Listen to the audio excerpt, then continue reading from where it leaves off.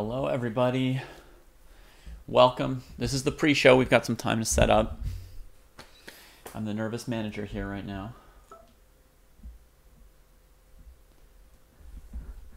Evening, guitarist. How are you today?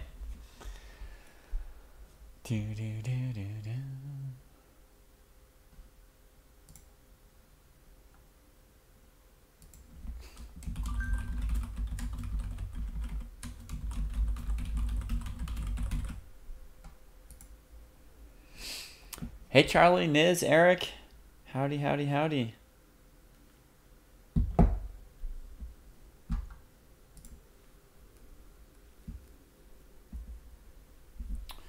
Woo!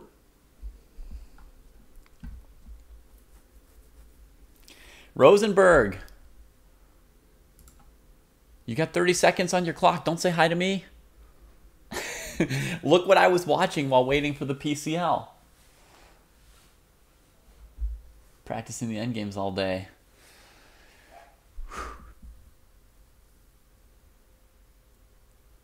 Rosenberg's position's pretty good, folks, but even though this is a serious game between masters, there's no increment. So, resignation. All right.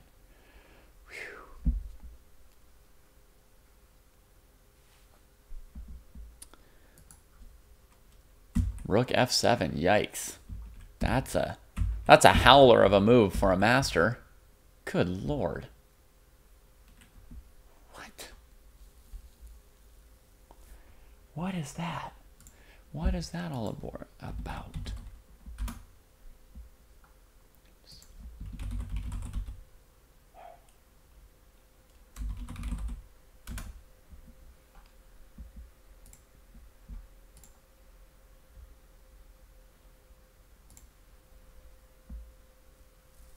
Rook f7 wasn't best.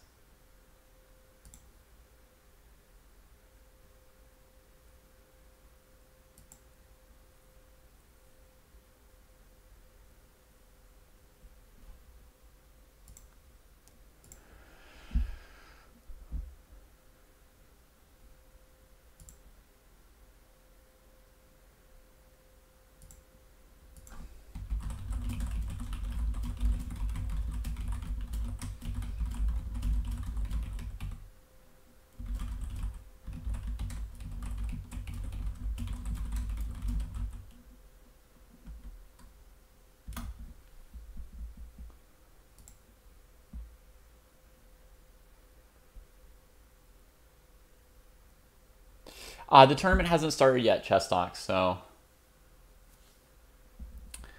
so you've missed nothing yet. It starts in half an hour. We've got half an hour. I'm just nervous.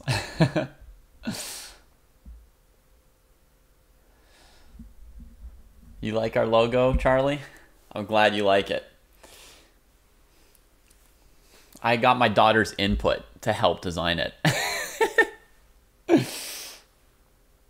But it never occurred to me that, like, any male would have a problem with the logo. That hadn't even occurred to me. Anyway, yeah, rainbow unicorns. Let's go!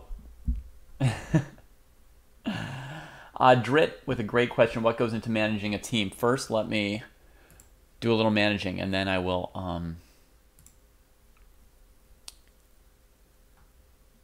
and then I will answer that excellent question. Widgets.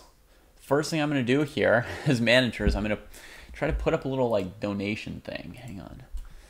So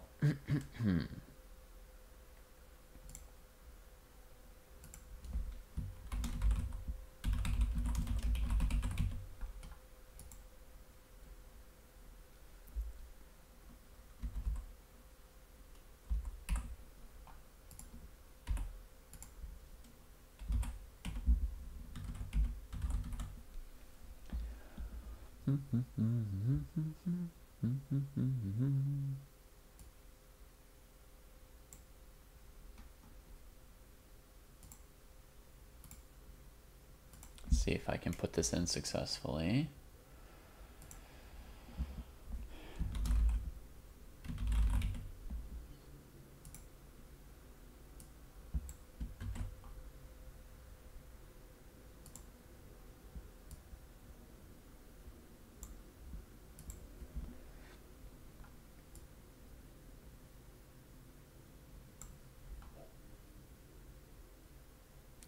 And I should also add like our roster here. So I'm going to do another text source.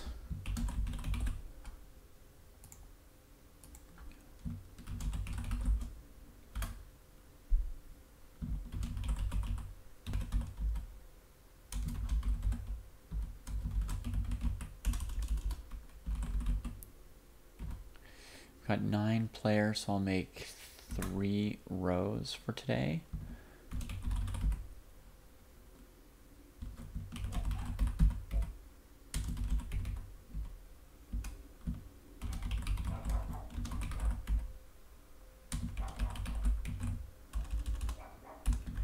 I know it's just going all over, but I'll resize it in a second.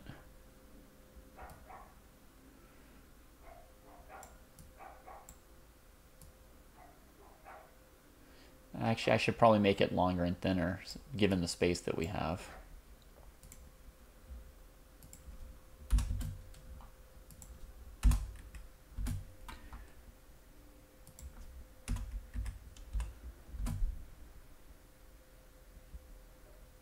Like that will be better, and then I can make it a little bit bigger.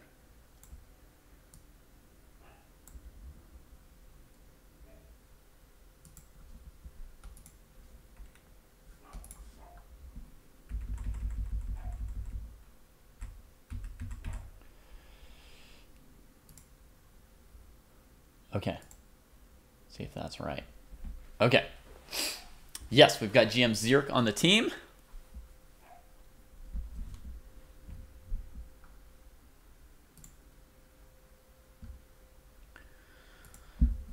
All right. So sorry, I wasn't watching chat for a second as I was setting that up. So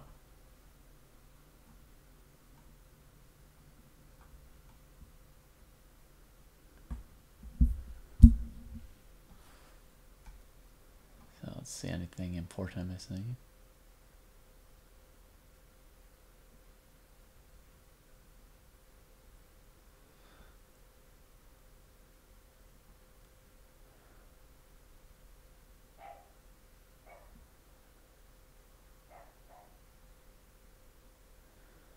Yeah, Jesse Cry's going to join us a little bit later.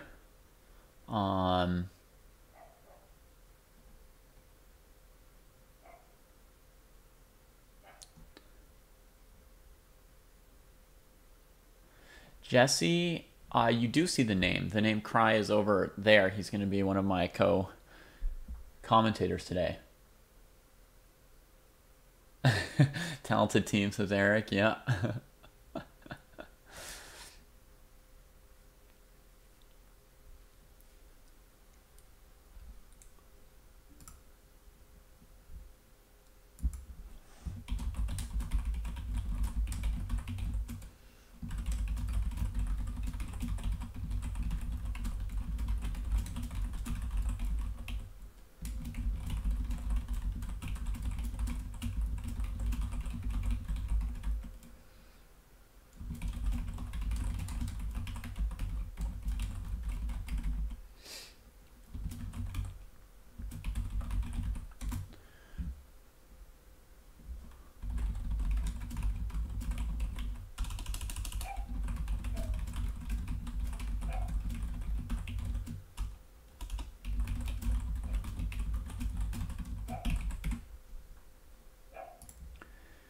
All right, what else do I need to do? I need to set up a follow command for the streams of all our players who are streaming, because as I understand, Naroditsky, Min, Jobava, Meyer, and Bortnik, and Izoria, at least 6 of our 9 players are streamers. Zirk has a stream too.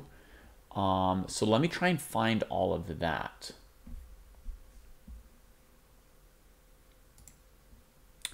There's a lot of good teams, Michiko, full of lots of people that one could root for, you know? I'm not saying we're the only team that anyone can root for sure.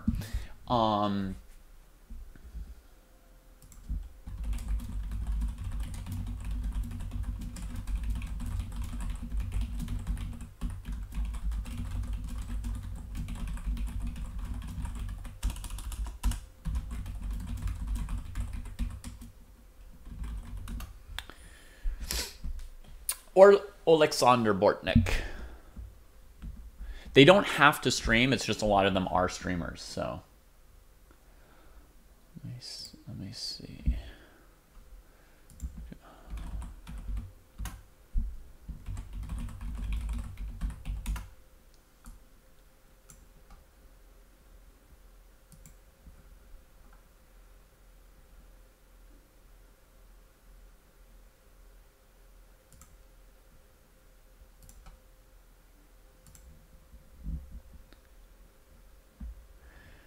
Born and raised, and you've got a home team, right? So might as well root for us. All right, I'm gonna do this follow.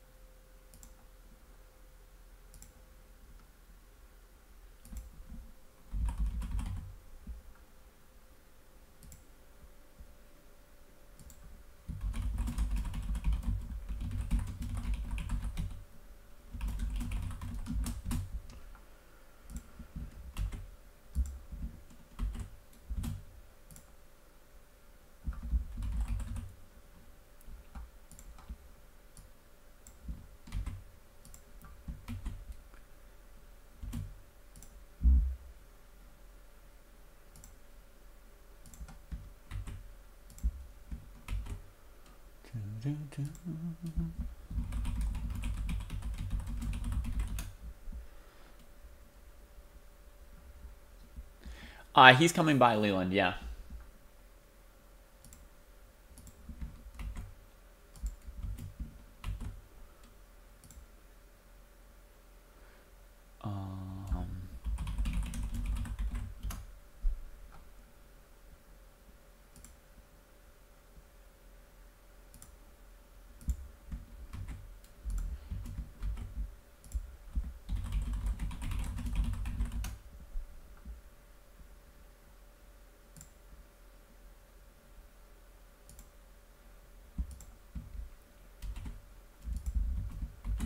That's 1, 2, 3, 4, 5, 6.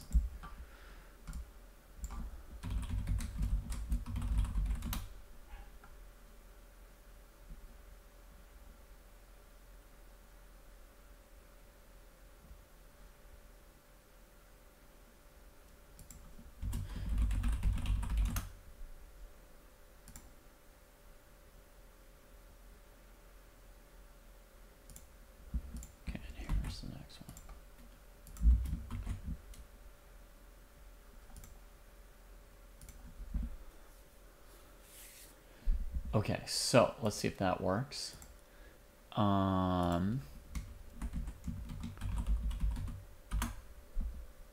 There we go. One message was deleted by a moderator.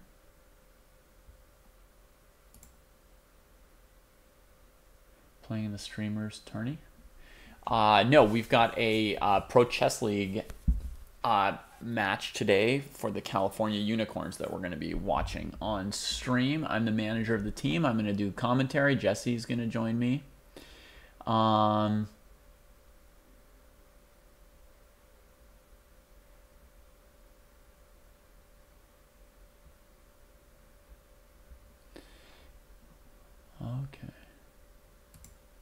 So let's go here and let's make the first command follow. Okay, cool. So now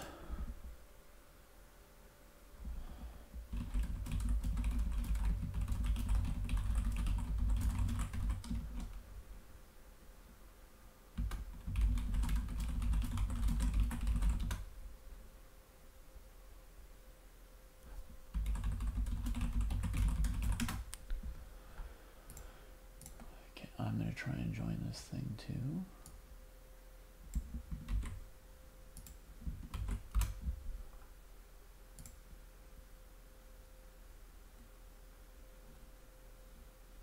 That didn't work.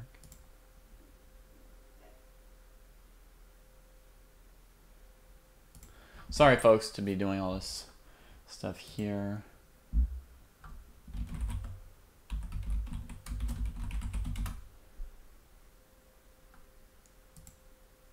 Here it is.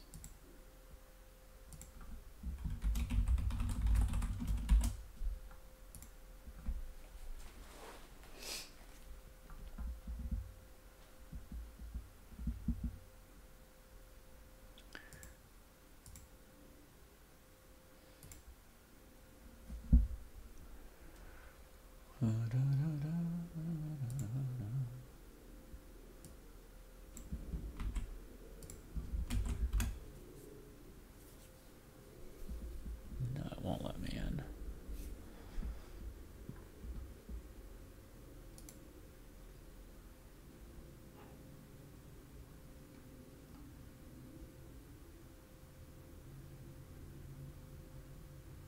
Sorry, Kenworthy. Maybe Hoki can get Moobot under control. It's all links, Kenworthy. It's all links. It's nothing on you.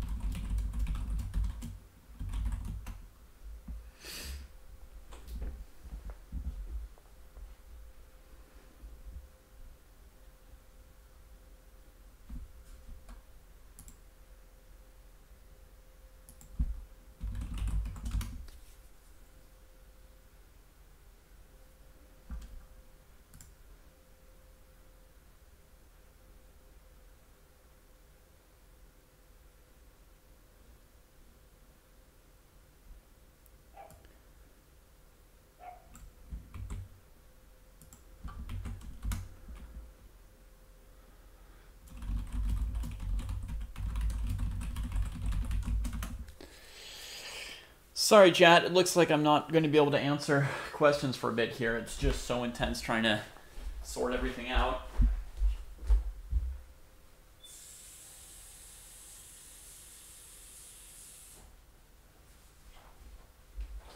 Trying to get into the right, trying to get everybody into the right tournament links and rooms and stuff.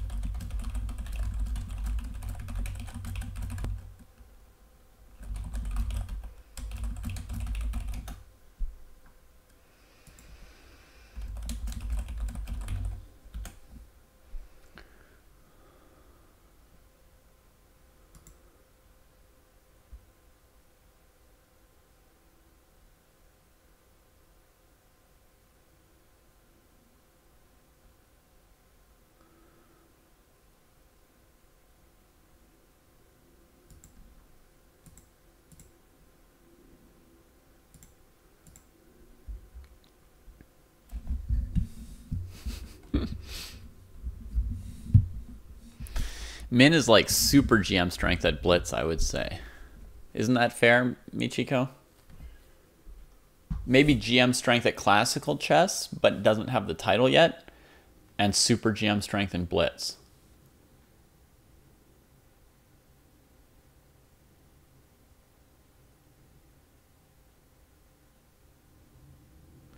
He got raided a couple days back.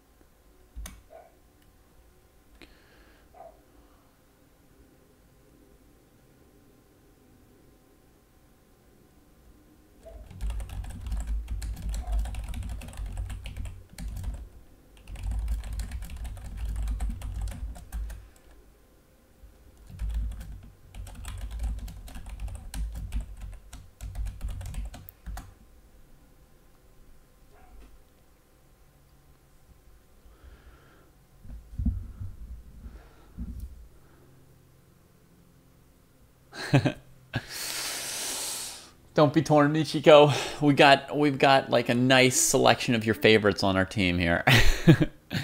Gustavo, no, I'm watching. I will be doing commentary. I'll be doing commentary here.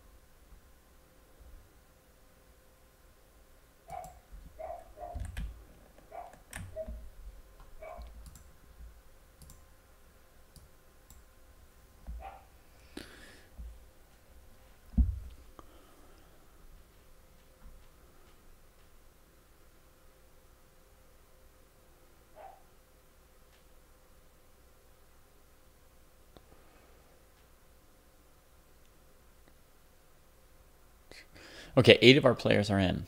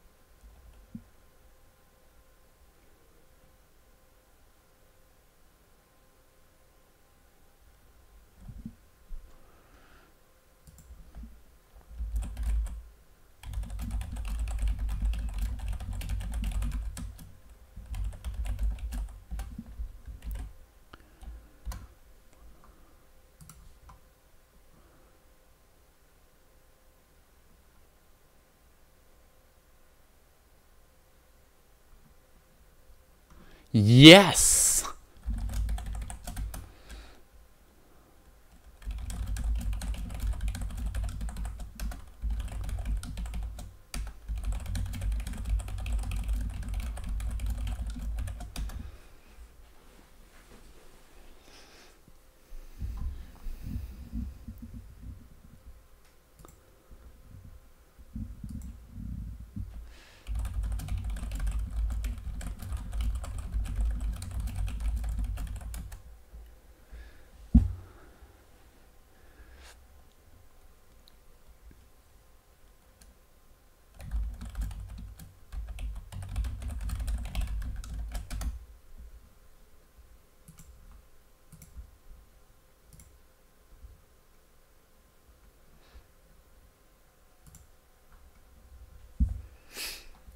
They're all in the tournament, but they're not all in the official chess.com Zoom call. I still have to try and get that part.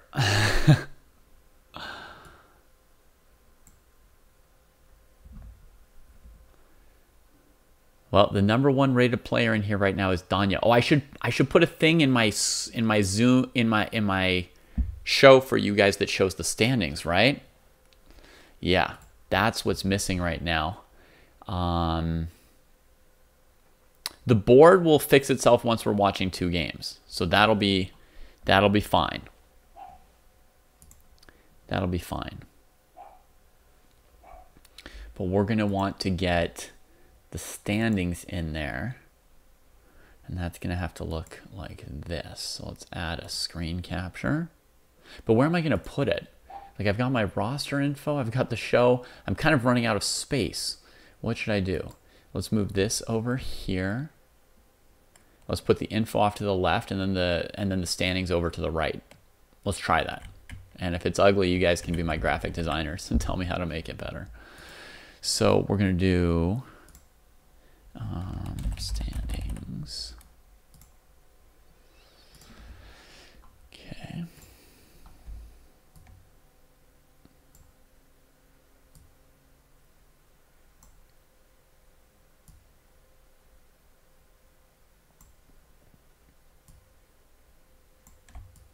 And that's basically going to go over here like this.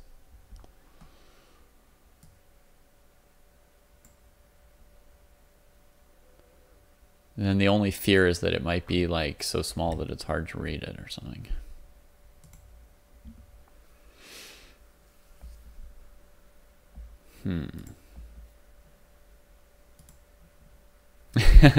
Thanks, Amanda. What?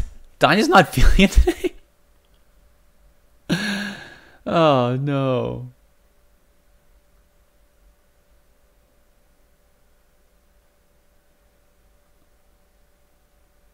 Thanks, Putsy. Thanks, Putsy. I'm probably just going to stress out the whole time and have no fun. But I hope other people will enjoy it.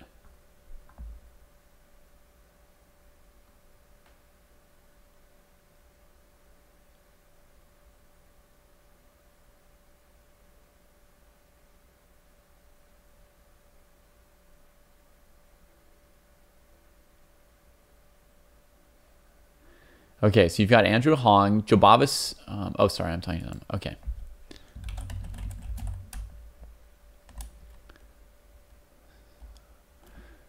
So we're missing...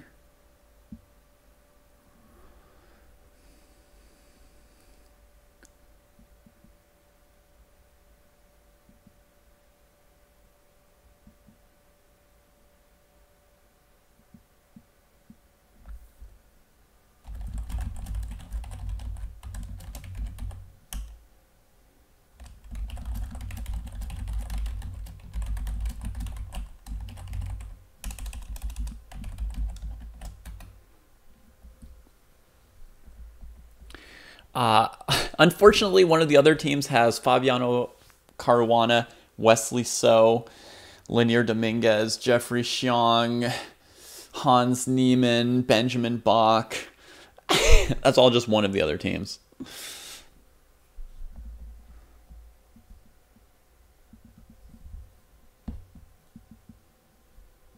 I can believe that. I saw you mention that the other day, Michiko, and it sounds like a cool idea. It's true, we only need second.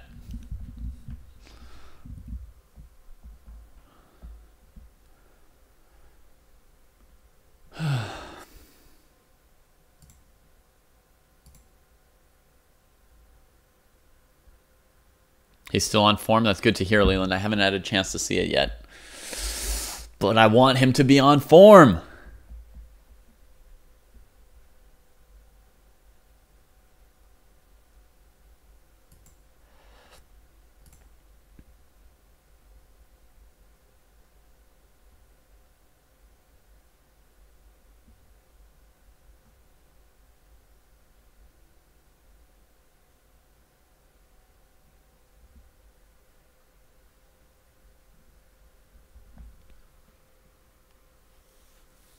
The other two rosters also look pretty good.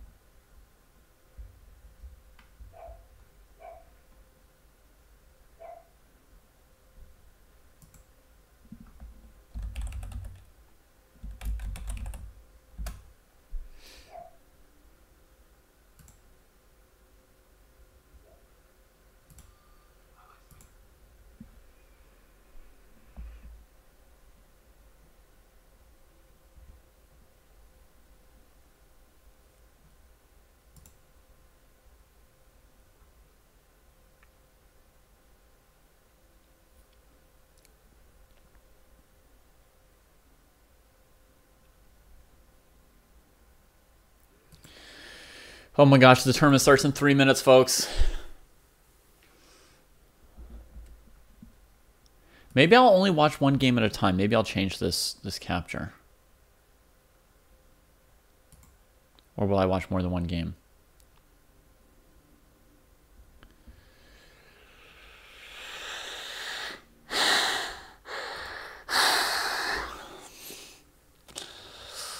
If I go 2 hours without breathing, that's going to be a long, long time. Here you can see some of the highest rated players in the event. There's a lot of St. Louis Archbishops up there, a couple of us. Ray Robson on the Chicago team.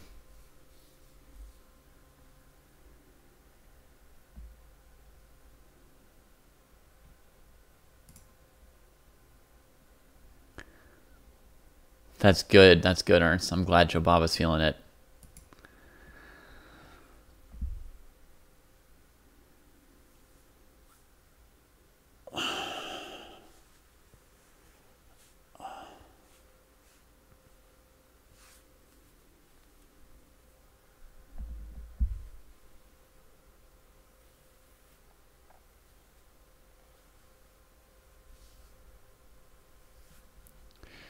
All right, so folks, here are links to the streams of 7 of the 9 players on the California Unicorns, so you could support them by going and following their streams, or yeah, by following their stream.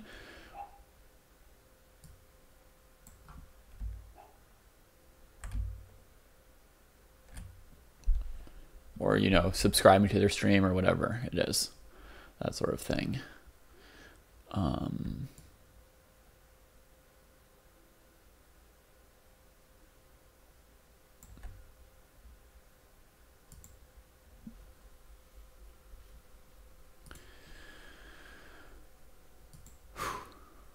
I hope they're successful in that Zoom call. I don't know.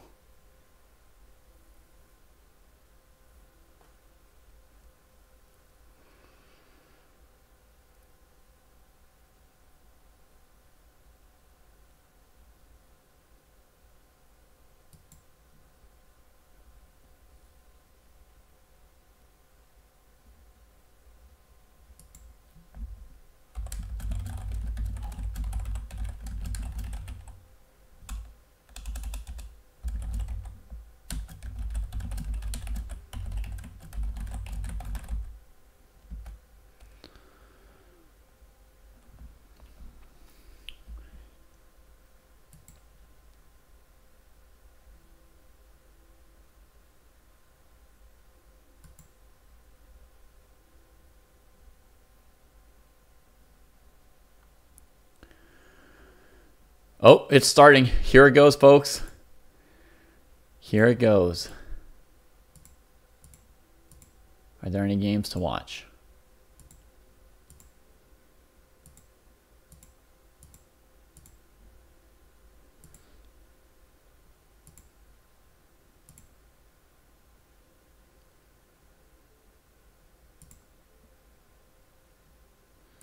I have to click over here to find the games.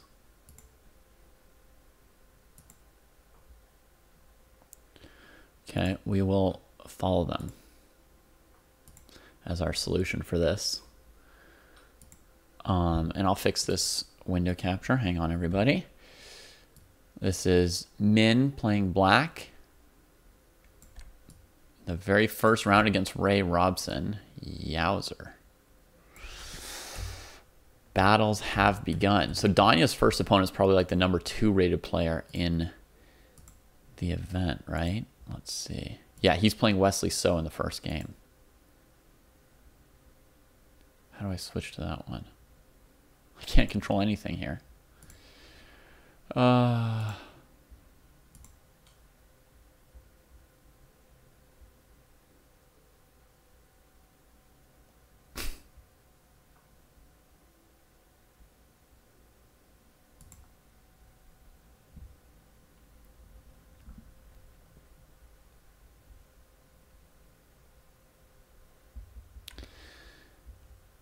All right. What's going on? There's a king on f2. Wow. Oh, I think I know this line. It's like a knight f6, Alapin, Sicilian, knight c3. I've had this position. They should know this by heart. It's only moved 10, huh? Okay. Danya versus Wesley.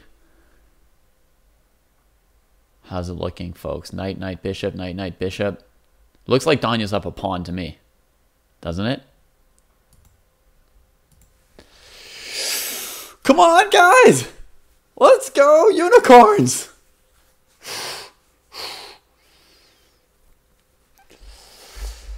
Let's take Wesley So down!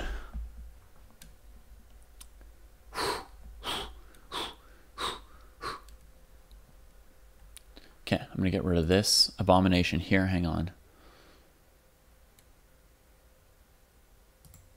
Because I don't think that in this thing here, can I see the standings?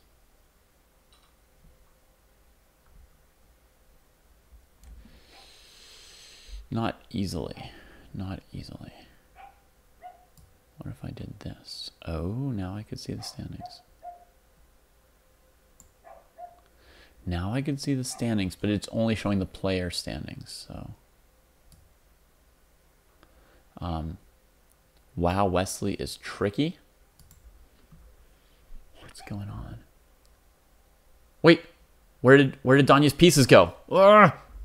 All right, hang on. I'll fix this web capture in a second. Well, there's never going to be a second. Let's get rid of this though, since it doesn't work. Okay. What happened? Here, here, here, here. Rook takes. Why did we go knight e5 here, Danya? Takes. Here, here, and then check. Oh, my lord. Or my lands. Well, there went Danya's position. This is just very, very grim now. The knights can dance all over him here. Got to get the A pawn or things are going to get even worse. I agree. Get the queens off. I agree. This is just hell. This position's just hell. We're going to need some magic or a flag or something. There's a lot of flags here. There's no increment. 3 minutes, 0 second. Back rank is weak for Danya. He does have rook c6 probably winning that pawn on c7 coming up. Yes, we've got it. He's still got a chance here in this game. Still got a chance. Get rid of that outside b pawn. Draw. Wait. And declines a draw because he can probably just flag him with 5 extra seconds. Maybe. I don't know. Wesley's going to try and move nothing but the knight in order to make a repetition at some point. So Danya has to bring the king in and change something. Takes away a square from the knight.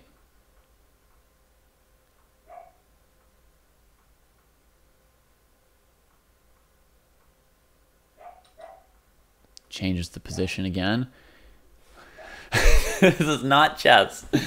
But Danya's a pro at whatever this thing here is.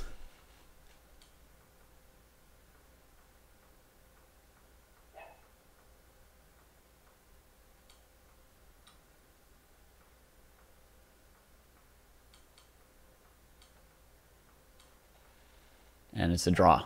All right, meanwhile, over here, intense. Come on, man. Come on, man. Ah!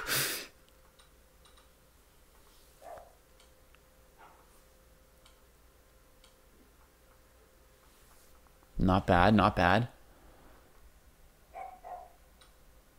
Uh-oh, there go all your pawns. Not exactly desirable. Throwing a check here and there.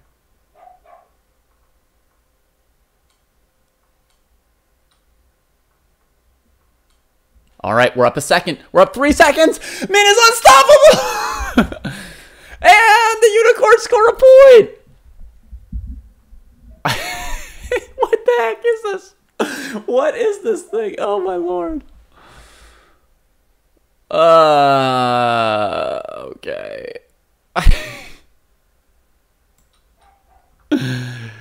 Madness. Madness.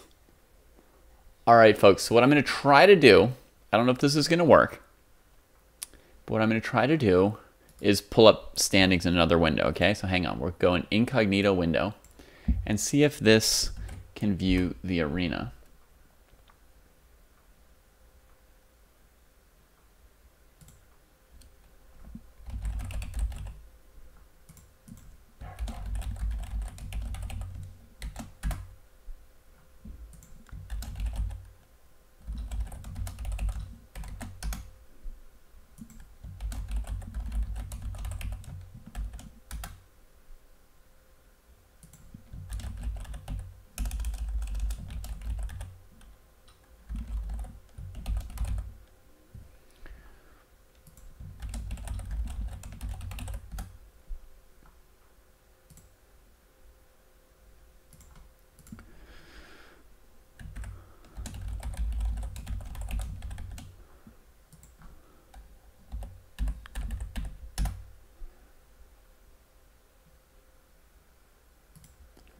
All right, here we go.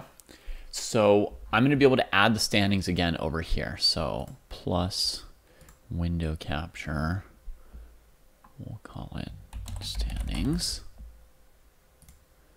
We're going to get that.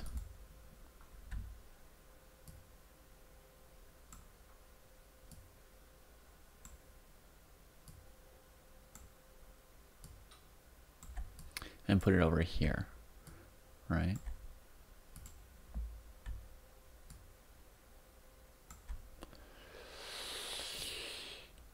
Okay, we're only like one game into this thing, so that's just the start.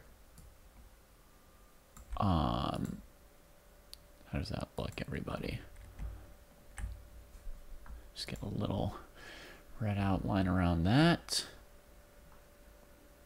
Okay. All right, I'm going to check chat for a second. Chat, any suggestions on the look here? Anything you guys need to see that's not here?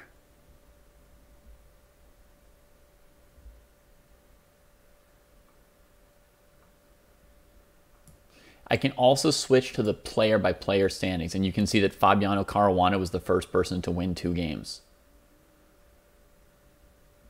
Right, so he's at the top of the standings here. Z-Kid has finished 2 games already with 1 win and 1 draw for our team. Right, and then you can see the whole list. I think, and then I can go back to the team standings, and you can see we just hopped up from 3rd to 2nd with one game. Yeah. So that's the view. So what are we missing? We're missing Jesse. Yeah, that's right.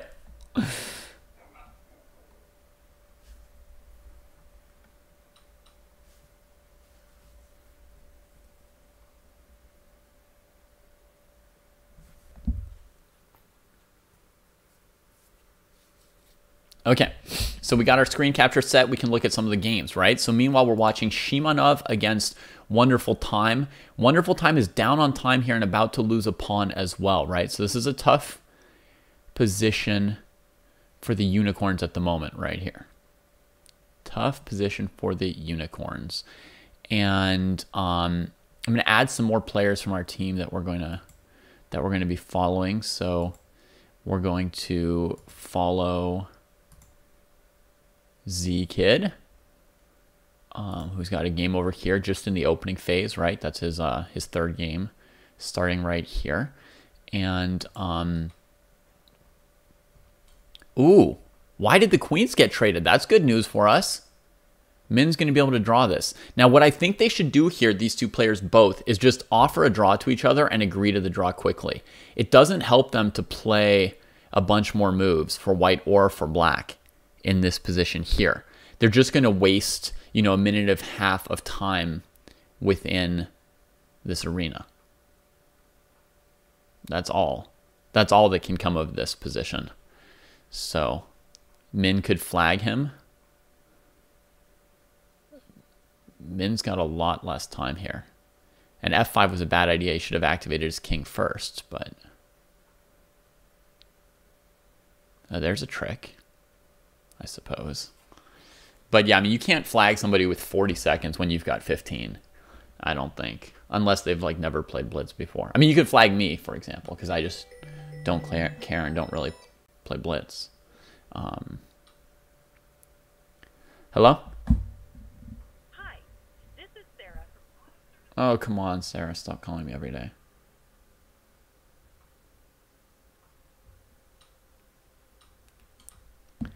How's it going? Got down to just dead drop, but the opponent's going to try and win it on time now. Shoot.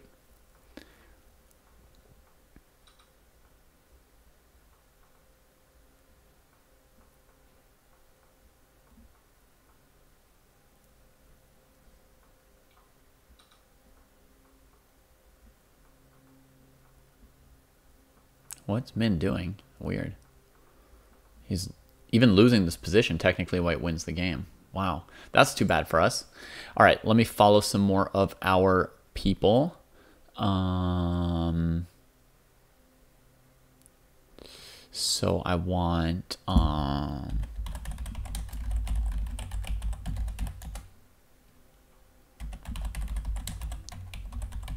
let's see how Jobava's doing. He's playing against Benjamin Bach with an annoying pawn on h3.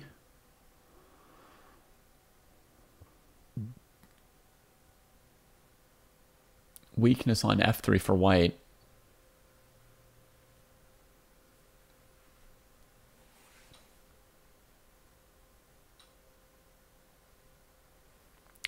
I feel like the position's pretty decent for black. Ooh, but I hadn't counted on that move. Now, who knows what's going to happen. Okay, there's like tactics like queen b7 after rook takes c5. Like once that knight's off the board, that queen's pre-defending that kind of area. He could also try pawn takes pawn here.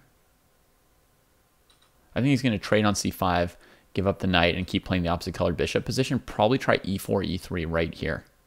Try and ram that pawn in, take away the space from white's bishop. This looks winning for black. This looks like a great position for black at the moment. As far as team standings, as far as team standings, Chicago is in first place. Wow, slightly ahead of St. Louis, and they're both way ahead of us at the moment. Okay, careful with the queen placement. We just need to make sure that you get a chance to play e3. That's all that black really needs, is to play e3, and then it should basically be winning for black. Okay, that sacrifice. Queen d1 should win the game, then queen d2. Yep, that's it. Got him. Man down. Come on. Give me those points. All right. We got 5 points in 1 second there somehow. Okay, Dripman had asked, what's the goal? What's the job of the manager? What are the donations for? The donations are for the California Unicorns team today. So any donations that we get go towards, paying the players and supporting the team. Now, many of the players on this team are player owners. So instead of getting paid in money, they get paid in shares of the Unicorns. And then when the Unicorns have money, it gets divided among those player owners. There are also some people here who are just playing for money, because a lot of our normal players were at a tournament, the European Club Cup right now. And so we had to hire a bunch of new players who may or may not play with us, in the long term. And so some of them are just getting paid with cash.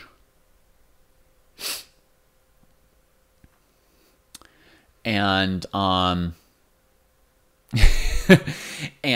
it's one of my jobs as manager is to pick players for the team, and then another job is to make sure that all those players are happy being on the team. And I also want them to, be, well compensated, since they are, super incredible people and players. White's probably looking at knight d4 and knight h4 here, trying to win this pawn on d5 using this. Knight c5 interrupts the rook's attack on the queen. So that mixes things up a little bit. And then he wants to go for the bishop trade on h2. Yes! Jobava, he's in amazing form right here. Look at him a minute up on the clock, just like so confident what he's doing here. This is great for us right now.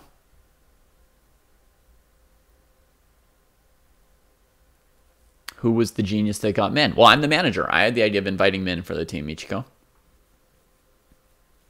Yeah.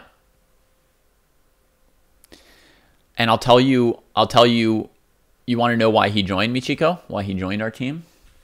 Should I tell you what he said when I asked him to be on the team?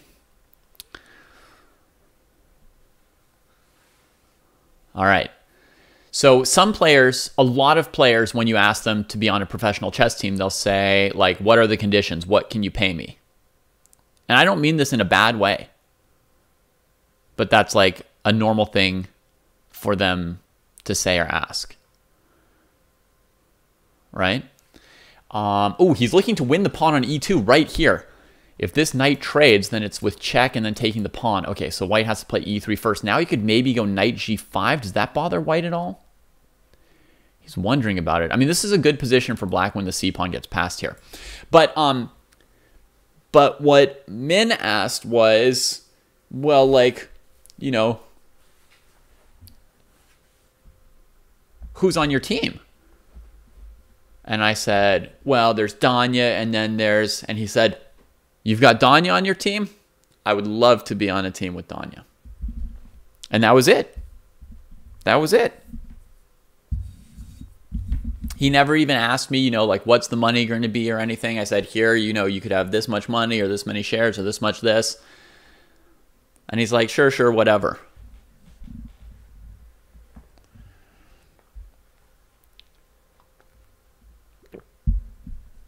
So getting Danya on the team helped us get Min on the team. Black has a very comfortable position, but he can't play b5, b4 to break white because he sees rook b1 coming. So he just leaves the pawn on b7 where it's defended for the moment and goes to pry open white's king. White had queen takes h5, but there's queen c2. Joe Bava saw it. Okay.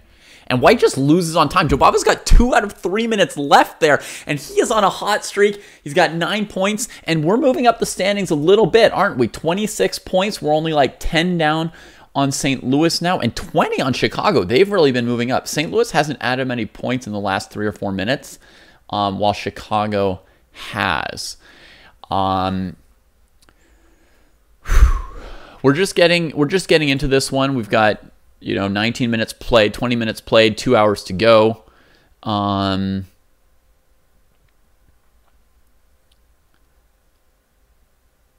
What is a Rich Paul Dritman? Who's in the Chicago team? The Chicago team has Spicy Caterpillar Ray Robson as their top player, I believe. See how Danya's. Let's watch a game of Danya's. As far as player-by-player standings, we can see who some of the top scorers are. Wait, that doesn't look updated. 5 points. All right, there we go. Penguin GM Andrew Tang is their #1 player with 5 out of 5 and 17 points scored already. Just an outrageous number of points. And then Shaman 91, a national master. What? You're supposed to be the weak link on the team when you're a national master, and these are all super GMs. Gopal Menon. Someone on our team has to beat him and stop that streak, right? Because they're getting extra points for these streaks. And then they've got Alexander Shimonov, who we saw win the opposite colored bishop endgame against us. Okay, so what's Danya got? He's got kind of like a boring position here right now. Pretty equal. Nothing going on at the moment. LeBron's agent.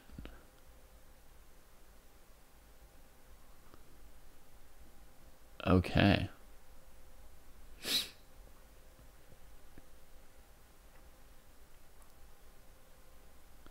Oh, looking at queen takes c3 is Coach DeVito.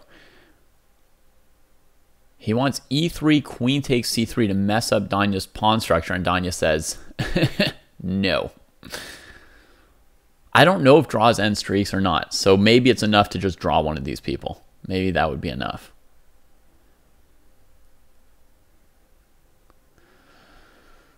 b3. h3. I feel like Danya's suffering a little bit here because his light squared bishop's a little bit worse than the knight's. He's got a little bit more time on the clock, which is like mildly nice, but Black still has enough time that this is nothing to be excited about for us right now.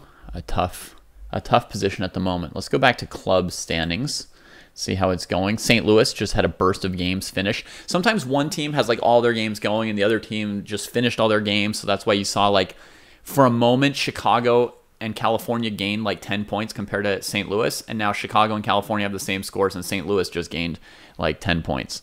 And now they're sort of tied with Chicago and 20 points ahead of us. So we'll see. We'll see where this goes. H4, G4 thrown in. Now Black's time is starting to become a bit of a problem, so I'm happy with, I'm a little bit happier with Danya's time situation here. Okay, he throws in a funky move. And what's he going to do? Double rooks while that knight is wandering? No, he's going to try and mess up the opponent's king. He can't take on g6 because of queen c3. But he's going to play what? Rook d6? Rook g1! Oh, of course. Why not? There's another file there. Oh, and that gives black a lot to think about. But that's a solid move defending g6. That move's hard to beat. The black queen is far away from the king side. So one thing white could do would be to trade one rook on d8 and play knight e4 and bring the queen over to h4 or the bishop to e4 and g6. Nope, queen heads back to defend it all. So Danya's not giving up the d file, even though he's also trying to use the g file. It's interesting to see that. That f2 pawn hanging is annoying. He's got to defend it with his king. Ouch. But the opponent's got 8 seconds, so it's just kind of like tragedy town for black here. That stops knight f3, which was black's whole new plan. Chase the knight away. 2 seconds. Yeah, it's over on the clock. And Danya takes some points. Danya takes some points. Wow, this shaman Gopal Menon is in sole first place right now in the standings.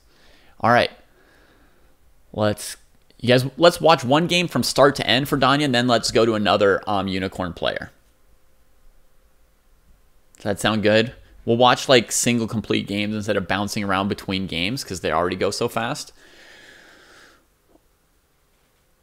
All right. Typical King's Indian defense tactic. And if white goes knight f6, takes, and Danya wins the bishop here. So white can't go for knight f6 here. But like rook d1 or rook e1 is going to be a strong move, and Danya will need a very smart next move for black. But look, I mean, he played this whole opening in like 10 seconds or something like that. What's coming now? Bishop f5, I would expect. Or knight to d7. Bishop f5 looks better to me. Bishop f5. Bishop takes e5, rook takes e5, right? And then like knight g3, knight d7 and stuff. What is that move? Danya for the pawn. Oh my god, no. I don't like this. I don't like this one bit. But he's the genius. He's the genius. I'm just... In a middle game, you'd resign. Put queens on the board and black could just resign. Even in this end game, I imagine black's losing here. This was very... whatever of Danya. Very ambitious. Goes after the c-pawn, preparing rook d8. Bishop takes b6, a takes b6, rook b1. You know... Rook e to d8, or bishop takes c4 in some case. Yeah, I guess he'd be like pretty good in either case. All right, white wants opposite colored bishops. Danya could play knight f4 here as well. That looks pretty good. Yes! I predicted one genius move from Danya. He's looking like a genius for taking that b2 pawn. Who on earth would ever take that pawn? It's mind-boggling. He can trade and play knight d3 here, right? Oh, the opponent's going to take on f4. The opponent's hunting that opposite colored bishop. But then he can get a2. So if he wants it, he could go bishop c4, bishop f4, bishop a2 to get a second pawn. He does want.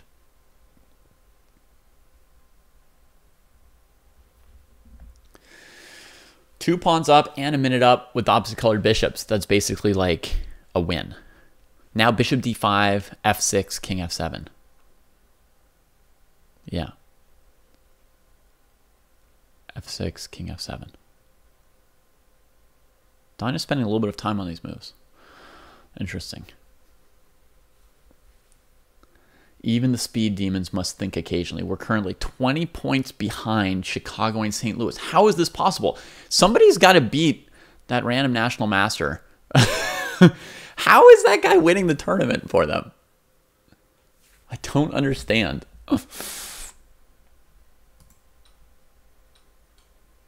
Jobava's near the top of the standings. Danya's near the top of the standings.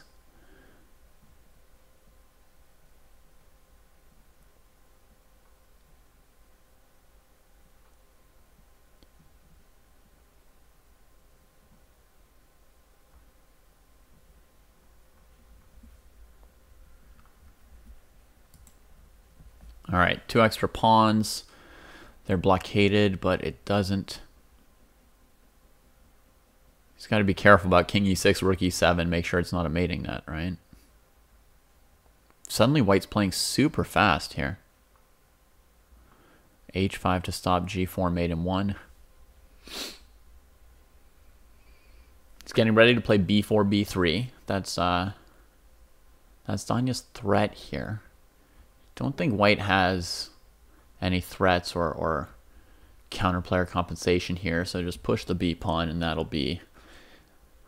probably be more or less the end of this game. Maybe king e6 to avoid bishop g5 or bishop d4 or something. Bishop d4, I guess, is what's coming. So Danya says, whatever.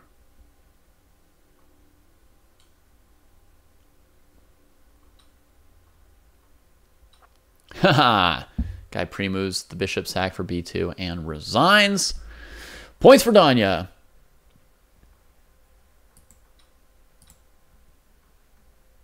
And Exotic Princess and Danya are now up here in the top of the standings. But club standings, I mean, St. Louis is now 30 points ahead of us. Chicago 20 points ahead of us. And the New York Marshals have a really low start. I mean, it just doesn't feel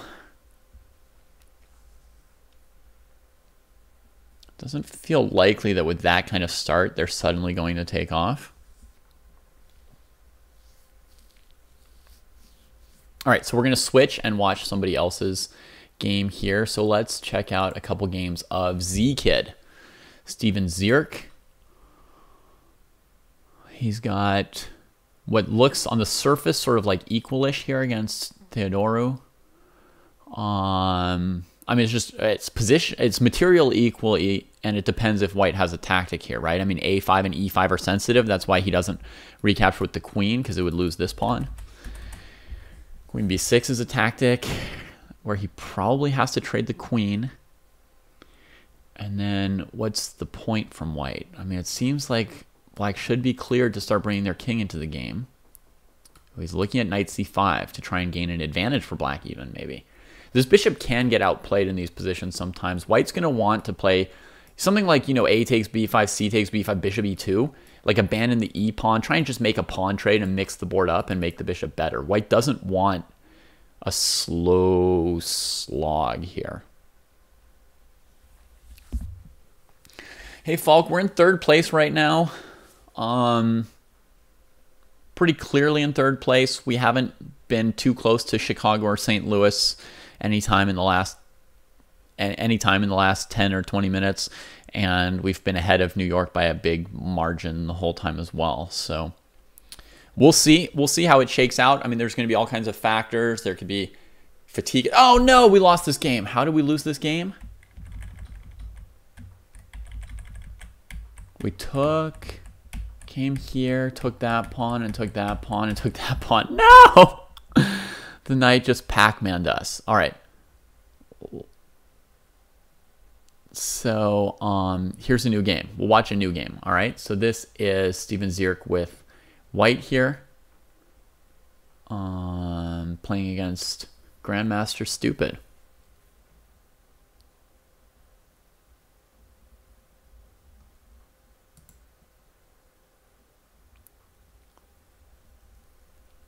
The donations aren't updating on the bar, Scott.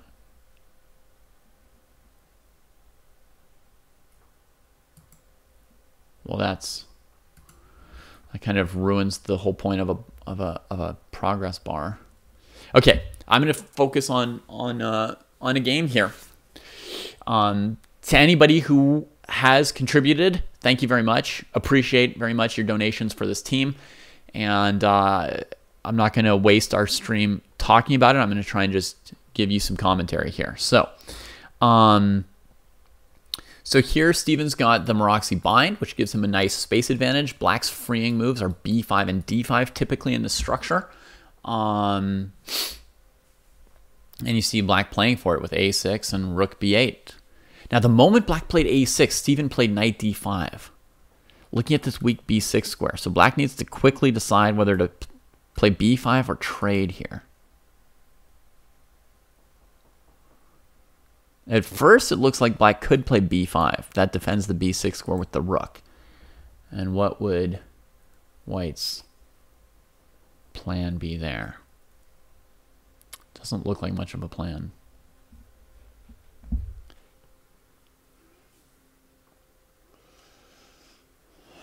Okay, random knight maneuver. So black is already a little bit happy. They've achieved b5. Nothing terrible happened to them.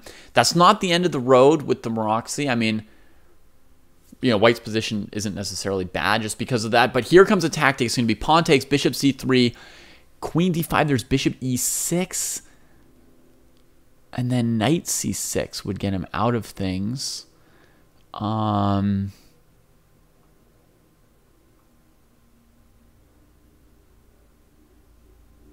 Yeah, I think knight c6 sort of gets him out of this problem. And then bishop d5, knight d8, bishop e4, knight f7, bishop b1, knight h6, king g7, rook b1. And white sort of just barely survives it. I don't know who it's good for. It's hard to even calculate all that. No, Georg Meyer is in Germany, but this is a professional team, so there are players who aren't from California. There are players who are sort of like hired to play for the team as well. Oh, rook c1 instead of knight f7. Interesting. Oh, and then he gets out scot-free. So now it's a knight against one pawn.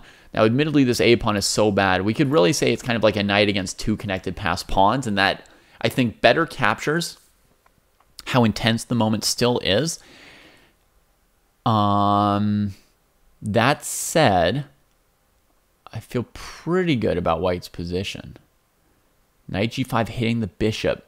He wants to see if his bishop on e2 can get an angle to this diagonal at some point, right? Like this move allows bishop c4 because there's no longer d5. Black's planning to sack the rook. No, does not sack the rook. Are you crazy?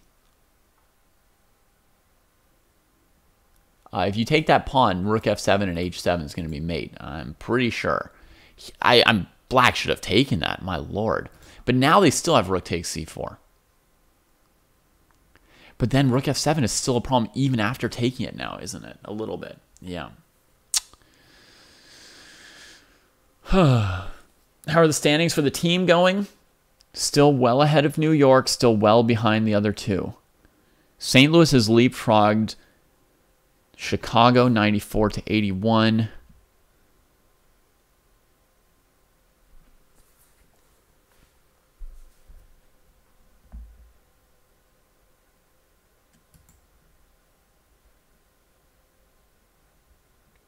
Georg Meyer hit a little bit of a streak. He's coming up a little bit for us.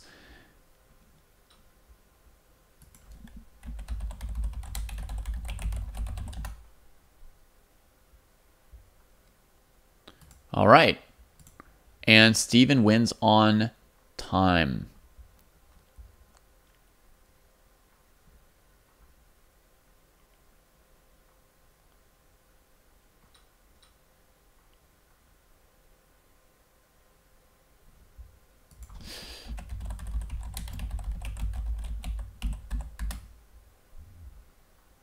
All right. Let's see Andrew Hong taking on Ray Robson. So Andrew Hong is playing black here. He's a local kid from around here. Just became a grandmaster.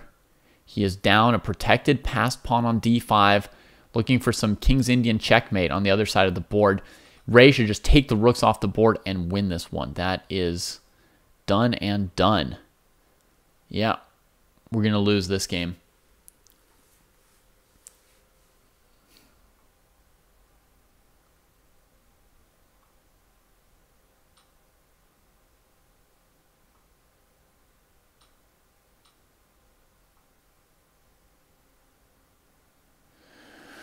Whew.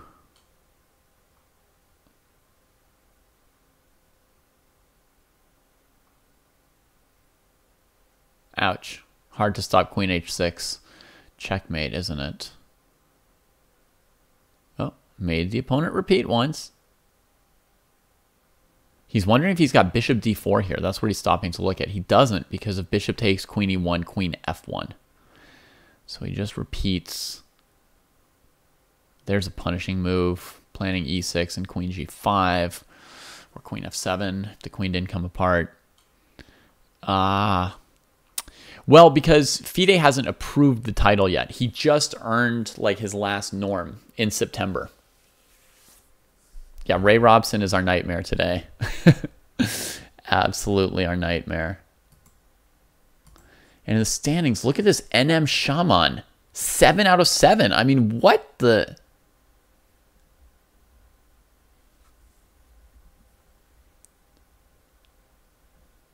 Bishop e6. Yeah, White could take it. So that was it for that game. All right, let's watch a game from start to finish. For Speed of Light, Andrew Hong. Very, very promising player. Really, really good. Now, our team has some very, very strong grandmasters, including some that, you know, who aren't from around here, who we've hired to make the team stronger. But it's also important that this team represent, you know, local players. That's important. It has to have that element.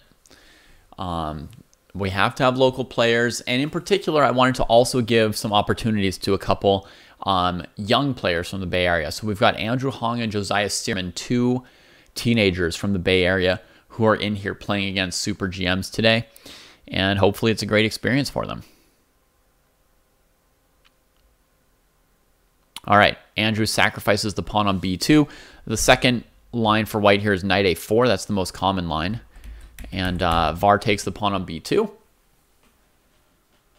On knight b5, I think Black has queen a2, counterattacking the rook and giving them time to deal with knight c7. So now it's like king d8 probably is getting played. Maybe rook b8 is playable too. And White has to play the game with 2 less pawns. That's the way it goes. Black's going to shut the game down with c4 probably to make it safer for the king. And so Andrew takes, even though it develops the opponent's piece, because he needs the game not to be too locked up, right?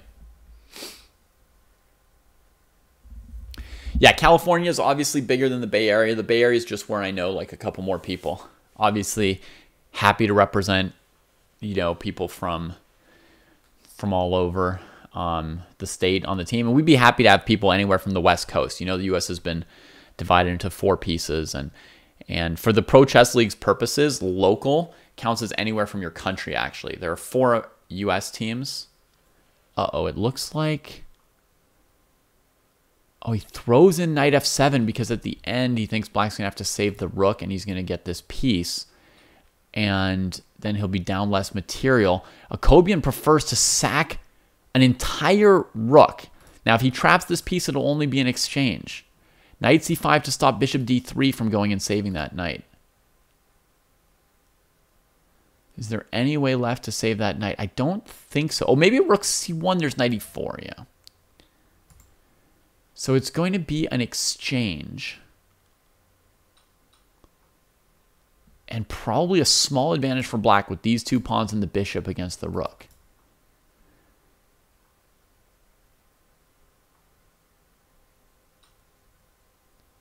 Okay, Andrew going for trades, which improved the value of his rooks. This makes sense. This makes sense. The material is very close, but his rooks are improving if he's able to get something going here. Knight g5 was interesting, yeah.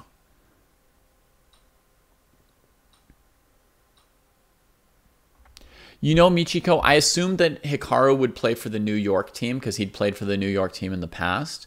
So, and I didn't want to poach players from other teams. So at first I only asked people who I knew to be free agents. In fact, that's all I did. I only asked people who I knew to be free agents. It is professional, and I should have probably just been willing to like ask any players I wanted for the team.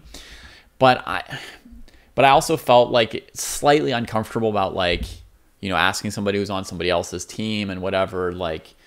So I didn't, and I didn't realize he wasn't playing for New York. Had I realized that, I would have asked him immediately, you know.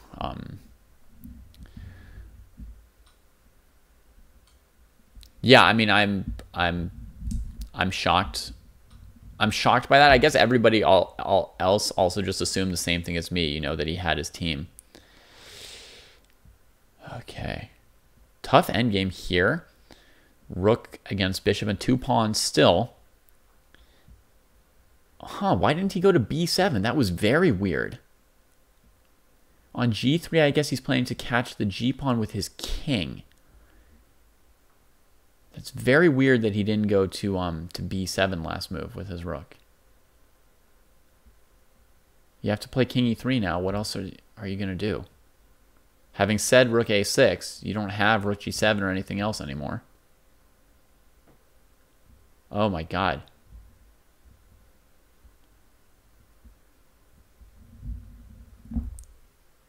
Okay. Finds king e3 after 24 seconds. There may be some really deep stuff here that I'm not taking into account. But like bishop e4 doesn't threaten anything. I know it keeps your king from getting to the pawn, but just don't freak out. Take the b pawn. Anytime black plays g2, white has king f2, and it's okay. I see no unicorns up here anymore, right? It's just this shaman and a bunch of super GMs from St. Louis. Let's check out how our club standings are doing. Pretty similar. We've fallen a little bit further behind Chicago and St. Louis. 30 points behind now instead of 20, and then 40 points instead of 30. Still up 50 points on New York, which looks pretty safe, that advantage there. Wait. d4 check. He took it with the king. Oh, because king f3, d3 would have been a problem. And then the rook has to come this way. f5. Oh, to keep the bishop from setting up. Switching the rook to g7 is smart, but is there ever a way to win this position? He wants to attack this pawn with his king. Denied. He should be able to just play king f2 and take, so now the pawn has to go to keep his king from getting there. Then his king can take this, then his king can come back. White's winning this. It's just a forced win.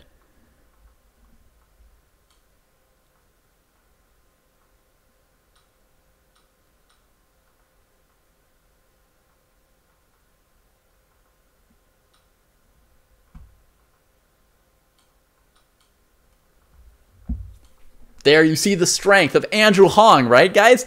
Beating a 2600 GM in a very, very, very intricate rook versus bishop and 2 pawns endgame. No, it earns him a date with our beastly opponent. Oh, God. Oh, God. But it's time to give some screen time to another unicorn. So we're going to check out Min for a game. So, 16 seconds against 30 looks tough. Knight d7, hitting 2 pieces. That's a fork. There's going to be queen e3 as a saving tactic, though, right? But knight e5 would defend the queen. Check! That's your queen, friend! That's your queen! You're done! You're done! Get him out of there! Put him in the body bag. Other rook to c7. Queen f5, mate! Pre-move! And let's watch a full game now from Wonderful Time. After that one, he goes up against FM Liam Putnam. There we go. There we go. Settling in, having fun.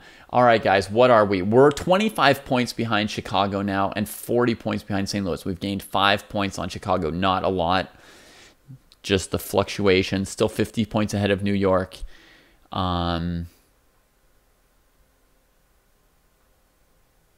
Okay, so what is this? This looks like,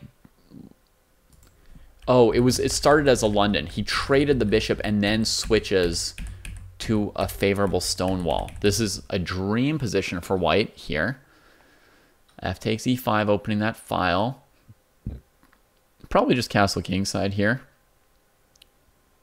Black's going to play f6. Min knew that they would.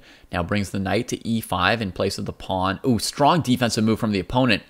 Strong defensive move. Uh-oh. Min did not want that to happen. Collects himself and finds queen g5 rather than queen h3, knight e3, losing a pawn in perhaps slightly dubious fashion. Here his idea is that on knight e3 he can win the pawn on h7. If rook f1, knight e3, he wants to play rook f7. And then h6, It's complicated. I don't know if it works for him, but that's what he wants to do. There's some big prizes, chess stock. The winning team at the end of this week would get $20,000. I know I haven't explained anything about the format here. Okay, and Min figured out that rook f7, h6 was not going to work, and he just goes for this pawn up. Actually, he can take on c5 before he takes on e6 because e6 is so weak. It's indefensible. He can grab this first. Wait, but now knight e6, there's rook e8. Uh-oh. Guess he's just going to have to come back and set up with the knight. Yeah. So, materials equal, we're going to get a positional endgame here. I think the knight should set itself up on e5 right away, not let black play e5. Knight f3, knight e5, then bring the king to like d4 or f4 and play from there. Yeah.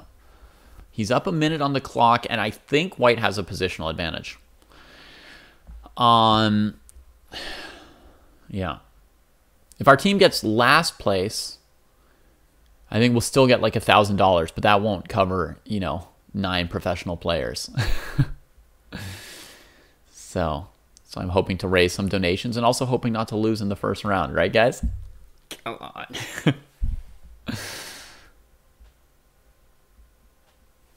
We need some of our guys to get paired against this like national master with a perfect record, Shaman 91. I mean, somebody on our team could beat this guy for sure, right?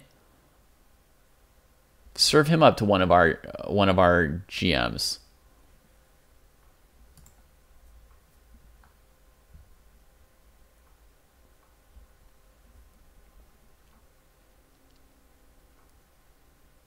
Oh, allowing the rook check? Why?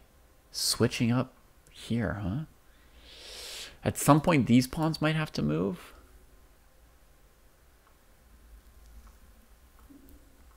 H4 is coming, but he's already been preparing for it. He'd planned for this. Wow. That was only a 6-second think, but it was like a deep think. When he thought about this, he planned all the way to this, that he would let that pawn go. He would let it be sacked. He wasn't going to defend it.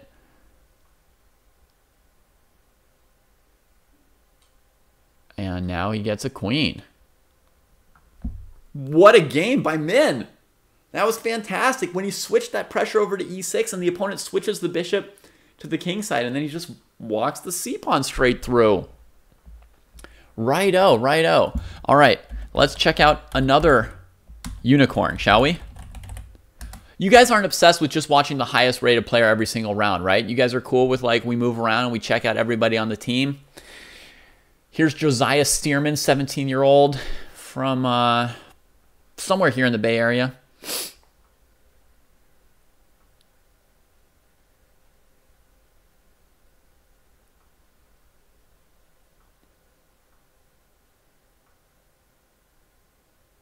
Looking for checkmate on the h file here. That knight on g7 cannot move much. It's quite awkward. If rook h8 check, he could win this rook, right? And just pin the queen. It's not checkmate, but I mean, that's just game over. Rook h8 to here.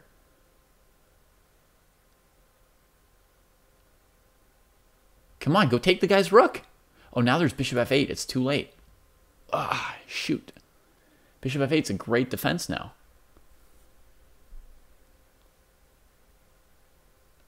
Oh, really missed a chance there, didn't we?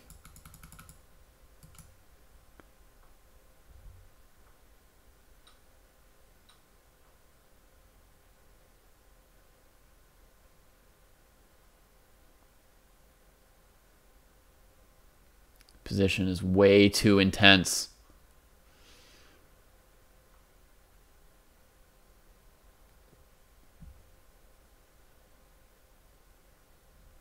That doesn't threaten anything. Black can play rook b2 with very strong effect here.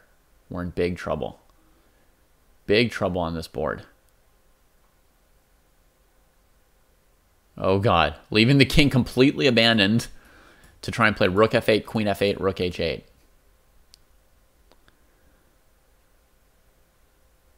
Oh, right, on rook b2. And I thought of that a minute before, and then I forgot. Yeah, when he first played it, he was threatening to trade and then take the rook. Now, black's got this threat here, and he's got to find a way, essentially, to prevent it. I don't really see how. If you move the king, black still has, you know, rook c1 check and then doubling rooks. So, oh, this isn't good enough. This is not even good enough to draw, is it?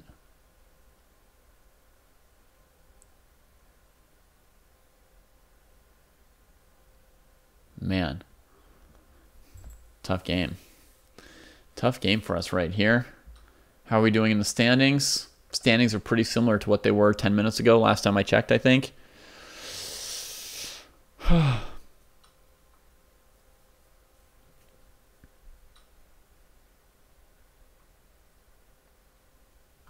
Wait, I looked away at the standings for a second and missed what he did. And it looks like he's basically going for checkmate.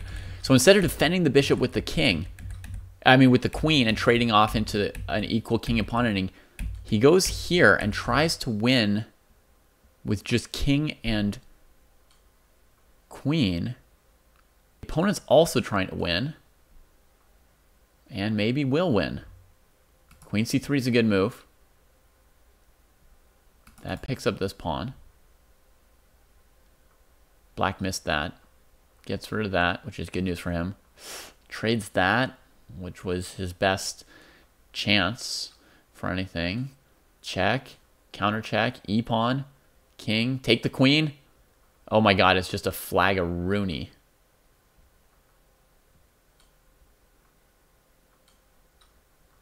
And we lose on time, basically, off of a series of pre-moves there. Whew! Tough. Tough. All right, let's watch another game of Josiah's. He's got white against Sergei Azarov, a strong grandmaster.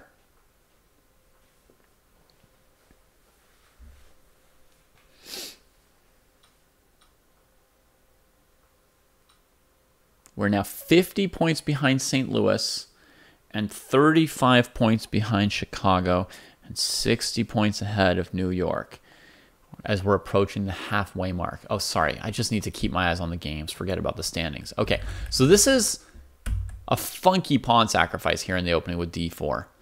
And then f4, so white goes after the dark squares, gets a bishop to g5. Gains some space. But white's more or less... White's down a pawn. They've got some pressure on the f-files compensation. Black's planning to castle queenside if they can. And so that's why you won't see a move like queen h5 or bishop d5. Like any move that lets black castle queenside, white's position will be really bad if black does. So, like, you could maybe play queen f3, castles queenside, queen f6, and be like close to equal, but it's not really desirable. So we're more likely to see queen d3, you know, rook d1, trying to just make sure that king doesn't go that way. So the king's always a factor white can play for. h3, yeah, the pawn coming to h3 would be really strong, but now it's got this. There's always something. So at some point here, black's just going to play with the king in the center and decide on rook d8. Yep. And white's going to double rooks, go after f6. Danya just beat somebody. Steven just beat Akobian. Some points for us. It's okay, zero sum. The standings are right here, so you all can check them out throughout the event as you like. You can talk about them in chat and ask me. I've got the standings on a second monitor, so so it takes my eyes off the game necessarily if I go look at it. Sergei Azarov deep in thought here about what to do in this position, trying to pick a plan for black. I mean, with your king in the center, you could be a little bit nervous. I suppose king d7 to c8 was one other plan he could have been considering here. Instead, he's going to win this pawn on b4 because the knight's undefended, I guess. Maybe rook's double makes sense.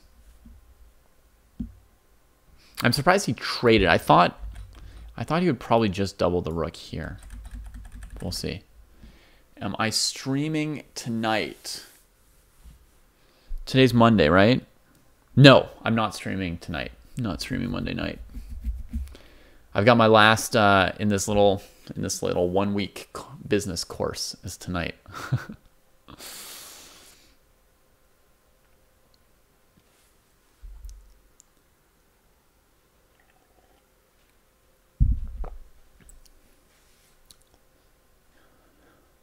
All right, so black defends the f pawn with rook g6.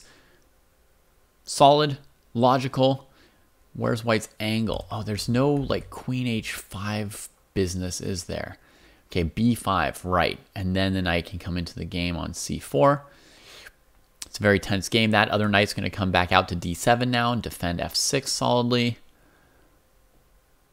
White's going to play rook f2, I think, to set up queen h5. Rook f2, I still think. Nope. Some other stuff. He's obsessed with that pawn on f6, but he needs that extra disorganization of the opponent with queen h5. 1, 2, okay. So this is barely defended. Queen goes here, hitting this. He's got 4 pieces attacking this. Black's got 4 defenders, so it's not hanging yet.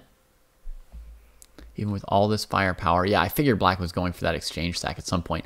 Oh, man. I thought rook h3 to h4 would have just done the trick here for white. But he made that move quickly. And I don't think it did much for him. Forces that knight to a good square. That doesn't help us either. And now black's going to be great in this endgame. Oh, black made a small mistake there. I think should have taken on e4 with the rook. Left the knight, stopping rook d7. But in any case, this endgame is just pristine for black, right? Oh, they're going for a checkmate now.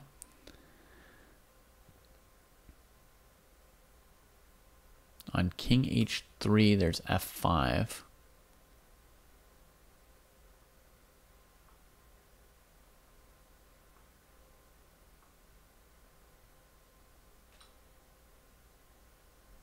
Okay, he's going to have to just sack the knight when rook e1 comes.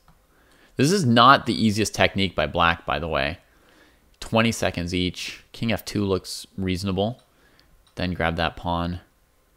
And then get out of the way of the b pawn. Changes his mind and goes to take a second pawn. That was a painful lost tempo. Get your rook into the game. Into the game.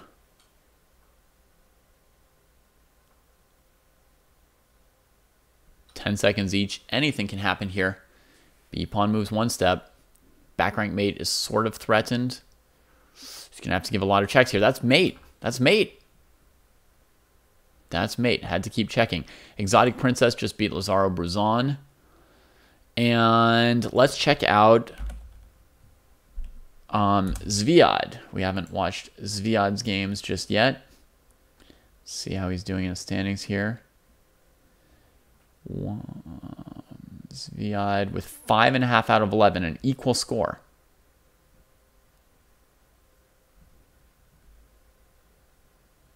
Okay, so let's go follow.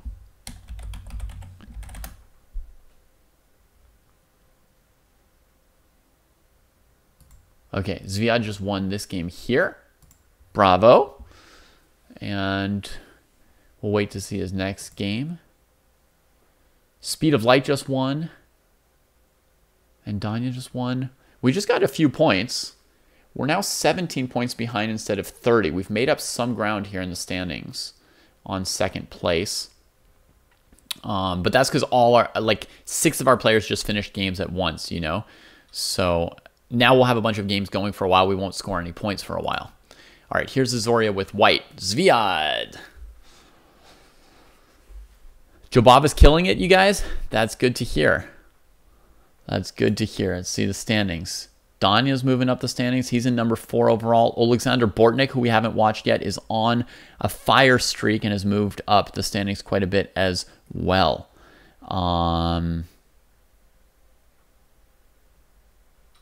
Meyer's got a great score, but I think he just hasn't had like a huge streak. Like his chess score is really good. But he hasn't been like rewarded with bonus arena points. All right, so what's Azoria doing here? Azoria plays, in a sense, like sort of simple chess. like clean, logical, positional moves. So here you see a perfectly symmetrical position, but he's threatening like mildly annoying knight b6. There black can't take with the bishop because of knight d6 winning the queen, so he inflicts a pawn weakness. Now this king's a question. I think he's got a choice between queen g4 and rook d1. The question is, do you prevent the black king from going here or not? In general, you're going to want to focus on the d file, and he does. Plays that simple move there, and g3, just getting rid of back rank mate. Very, very careful and putting the pawns on squares where they restrict the opponent's bishop. Queen f3, looking at b7 and f6. Simple improving move. I had thought, you know, because I'm more of like a piece person, an aggressive person, I've been thinking of rook d4 to try and double first or to try and swing over. But you see, he like takes it easy. He knows with this bishop covering d8, he can't win control over the d file. So he just happily does some simple stuff. Look at that. The rook trade at the moment where if rook d8, he would go queen c6, split these pawns, and attack the c pawn in the endgame, right? So the bishop takes, then he switches here. Now the opponent isn't on the d file, right? Simple little moves to make life a little harder for the opponent. Pokes this. King's got to come back. But then he might play rook d4 with sort of like a pseudo threat. See if it makes black play f5. If then, maybe knight e5. Like these tiny little inklings. Okay, so now rook d4. Black's going to send the queen over to g6, and he'll move his queen over to like a5 and attack the other side of the board. Or he could just play rook d7 and just leave the queen there. But yeah, it's centralized. It makes sense to make it choose. Like, which side of the board are you trying to be on? Okay. Important moment here with the knight getting kicked. It needs a route into the game. It's weirdly placed. Maybe it'll go to d2. Like, I would be looking at, you know, attacking something, or knight a5 trying to get into a weak square. But best is just knight d2 because the knight still has some options and it won't get too awkward here. Switch the queen back and find a new weakness. By the way, for non-GMs, I'm not speaking for Akobian or other people in this event, but for non-GMs, it is hell to play against Azoria. Like, the way he keeps a little bit of pressure on you here, I would expect rook d7, restraining the king from moving away, threatening queen a8 before going for something like queen a8. But he could also play queen a8 to a6 and defend the a-pawn. Maybe. Seems a little not harmonious.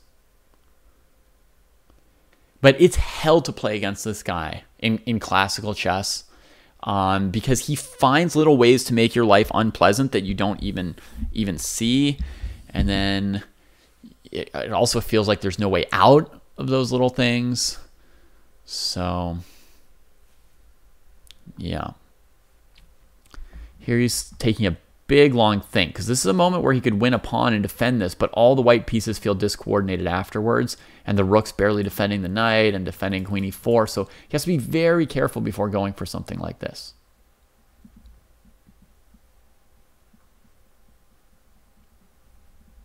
Okay, and he doesn't grab the pawn. He must think that on rook a2, knight h4 is a good threat. Queen g5 stops this rook g4, though. I don't fully see what happens there.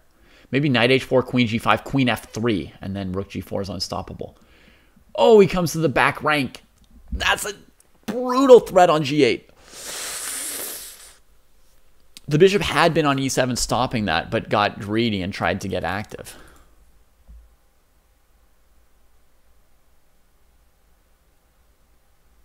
Maybe knight h4 here. Then there's f2. No knight h4 here. b4, choose your direction. You got to stop checkmate, so I know which direction you want. You want to go here or here. No choice in the matter. 30 seconds each. This is tense. It's hard to make these decisions here quickly. Black is probably looking at rook f2 for a second, but you can't spend too much time on that move, right? Like, if it doesn't look like it's going to work.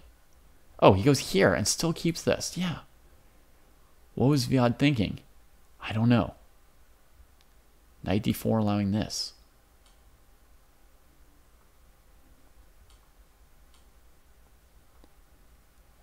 Looks like we've been checkmated here.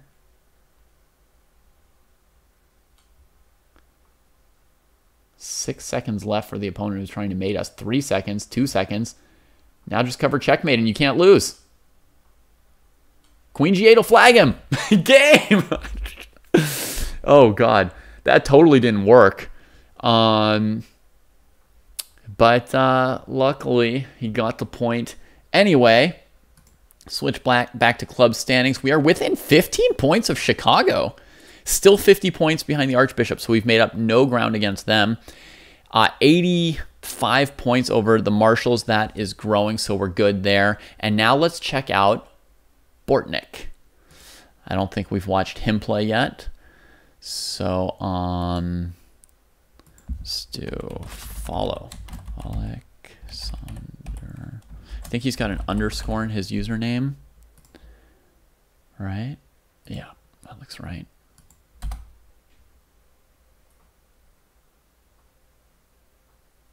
Okay, I don't see a game of his popping up at the moment, but it'll come up soon.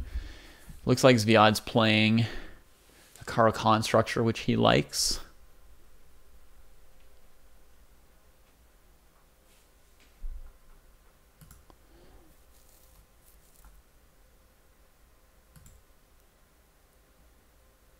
Oh, Bortnick's playing against Wesley So now. That's big. Let's see. Wesley's got 34 points, and Bortnick has 33. They're number 3 and number 4 in the individual standings so far in this league, in this arena here. Can somebody in chat answer Geek Tar's question so I don't re-explain the same thing 100 times and I can comment the game here? Wesley going for F4, F5, really aggressive. Bortnick plays knight e4, finds space for his knight and bishop, escapes it. Position looks perfectly solid for black right now. Time is about equal. Queen a5 and castling queenside is what my sort of just randomly throw pieces on active squares mind would come up with, and he goes a completely different direction. I would have been so lured by that H file. Exotic Princess has just beaten Deep Houdini. Let's go, Joe Baba. Let's go. Yes. We're 10 points away from the Chicago win, folks. With 50 minutes left in the arena, 7 points away from them, the Unicorns are making a move towards second place, folks. Suddenly zipping up the ranks. There is a small advantage to taking second place in this arena foos chess, which is the second place team gets white in the first game in the ladder match against the third place team. It's a small advantage. Very, very minimal, but it is an advantage. In most situations, you'll end up with an even number of whites and blacks, and white versus black doesn't make the hugest difference in a blitz game. But every now and then, a ladder match will be decided with one team having played one more white than the other team, and that would be the team in second place. There's also, I think, prize money difference between getting, the first or second at that point. All right, how's Bortnick doing here? Collects that weak c-pawn. Queen g3 is a threat. That's going to stop white from just playing bishop b2 or rook a7 and being happy about their position. White has some major, major worries about their king, and rook to e8 and coming in could be like an issue too. Wesley sacks the d5 pawn just to keep the black queen out, and black's position looks fantastic. Let's take down a super GM. c4 could be a good move first too. Expanding the power and influence of that pawn and this bishop. I'd be very tempted to play c4 here, but I'm always playing moves that are too tactical. Should we just be happy with that d5 pawn? It is a pawn.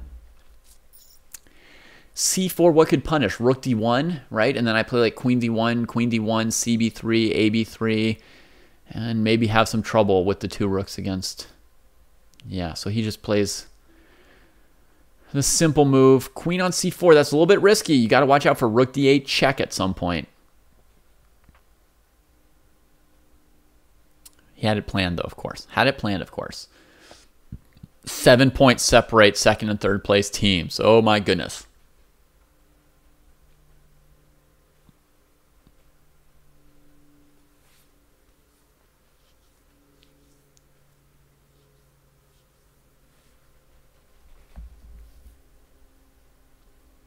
Switches to the e-file. Nice. Black is a clean pawn ahead. Gonna move the queen and get the pawn going, maybe? Wow, Wesley's king fighting for itself. Yeah, looking to like control a file. I'm surprised Wesley's not just playing rook d8 and trying to trade off a rook and make the black king position a little bit bad. But I guess he figures like if he just goes too straight towards an endgame, when Bortnick still has a minute left on the clock, then Bortnick's up this healthy c-pawn, and the endgame's actually pretty good for black. So he actually wants to sow some confusion and try and get Bortnick lower on time before he goes for any pressure relieving trades. Lines up a tactic, and Bortnick goes to the endgame, says hello to the a-pawn. And he's going to trade and play f6. He's going to have to play king f7 to stop this. It's not an easy position, that's for sure. He wants the opponent to have to play bishop c1 at some point here. What's wrong with king e6? What's Wesley got here? Where's Wesley's rook headed? It was headed somewhere because he didn't do it. Wonderful Time is just one. Daniel Naroditsky is just one. How are we doing? 5 points behind Chicago. Let's go, guys. Okay, g6 taking control of some light squares. A very important move for black.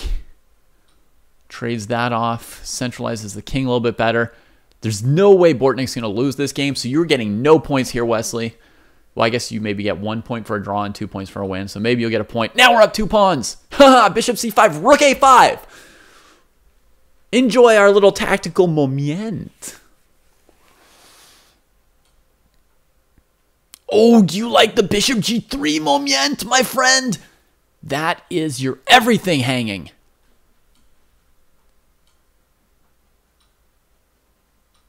Yes, with the bishop. Nice. Not that special. Cuts him off. Rook endgame technique. Yes, that's a win. That's a win. You just move the c-pawn down the board, and we got him. Bortnick takes down Grandmaster Wesley. So, come on, folks. What kind of a team is this? Oh, Jobava's starting a new game, so let's watch a Jobava game from start to end. I think we've made it through all 9 members of our team once. Let me see. We've seen Naroditsky. We've seen Min. We've seen Jobava. We have not seen Meyer. Oh, we got to go see Georg Meyer.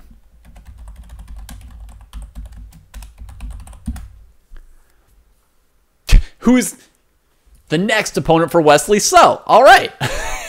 So now we're like a Wesley So stream. But come on. If we just keep beating down... We're in second place. We've passed Chicago win. We deserve it for beating Wesley So like that with the black pieces. Let's beat him twice in a row with black. Maybe I'm asking too much. But that was pretty exciting, huh?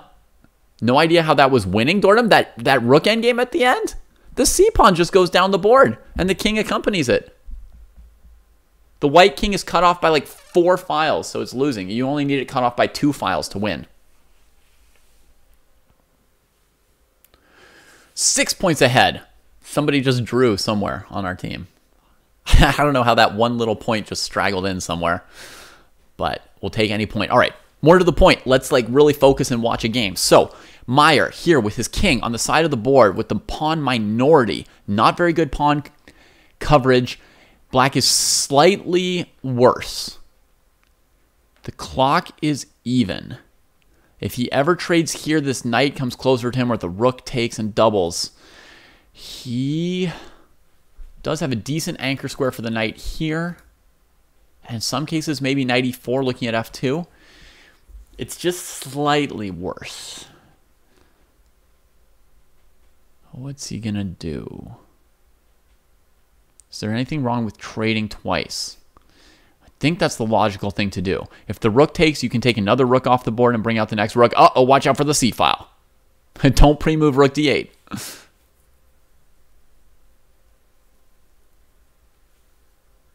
So Wesley's going to play rook c1, knight e5 and play with piece activity. That knight on d5 is going to be great, though. He's going to need to defend his f7 pawn against the knight on e5. So like queen e7 in some cases is going to be better than queen d6 because of this.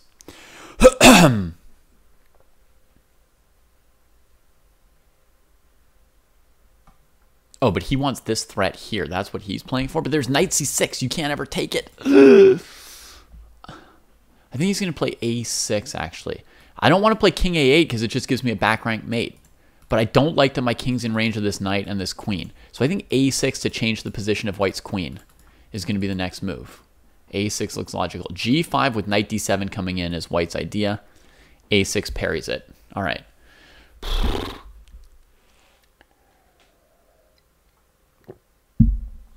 Queen retreats on the b file. Still can't take this. Knight c6. It's a no-go. But at least there's no knight d7 anymore moving the rook. So this knight can now take things. King gets off of that file. Good. Good. Small little improvement. Knight to d5 could come at some point now. You know, f6. Maybe eventually the rook could be on somewhere better than f8. Georg's holding it just fine. This is something that Georg's good at. And I think Wesley there is in like damage control with queen c3. He's planning to trade queens. Saw that coming, Wesley. Converts his isolated queen pawn into the pawn majority on the other side of the board. It's still slightly unpleasant for black, honestly. Wesley is not letting up the pressure. Now Meyer has to switch his king from there to there. I would have maybe tried c6 trading a pawn for Wesley, but what do I know? Obviously, much less than them. E6 pawn is attacked. Probably have to defend it. Meyer's having a think. There's something devilish here. No, it's just normal. Normal. But he doesn't really have a plan to improve his position now much, does he, for black? Wesley's just kind of got him boxed in. And now knight c5 is always available. I mean, there are pawns. Okay, so Meyer just tries to open a second front and trade stuff off. He knows he's giving this outside pass pawn to Wesley. He knows he's just trying to defend. He knows the position's still a bit tough. Is he going to have to make the knight trade and go to straight rook endgame? Probably. I mean, you can't. If you retreat your knight, the knight's just going to a bad square. Exotic Princess wins a game. We are tied neck and neck with Chicago. You know, you had to expect the points to slingshot towards Chicago around here, like when we first catch up with them and like pass them by a few points, because it was all our team finishing all their games. And right now, like everybody on our team is playing, right? Okay, we just got a 4-point lead from Exotic Princess. I think the only one to just win a game. Wonderful Time wins another game. We're going to have some more points added here into the standings, right? There we go, 170 to 160. So hopefully we can stabilize this and start to pull ahead some more, you know, now that our games are still going. Meyer defends the endgame against Wesley So. As soon as I look away, that is some super grandmaster high-level defense, folks, right? We're holding our own against Wesley So. Oh, Wesley's paired against the next unicorns, Viad Azoria. All right, we'll just make this the Wesley So show. We'll see how many of us can score against Wesley So. Or should we go see which of us is playing Fabiano Caruana? See if we can win a game against him? It looks like no one on our team is playing Fabi right now.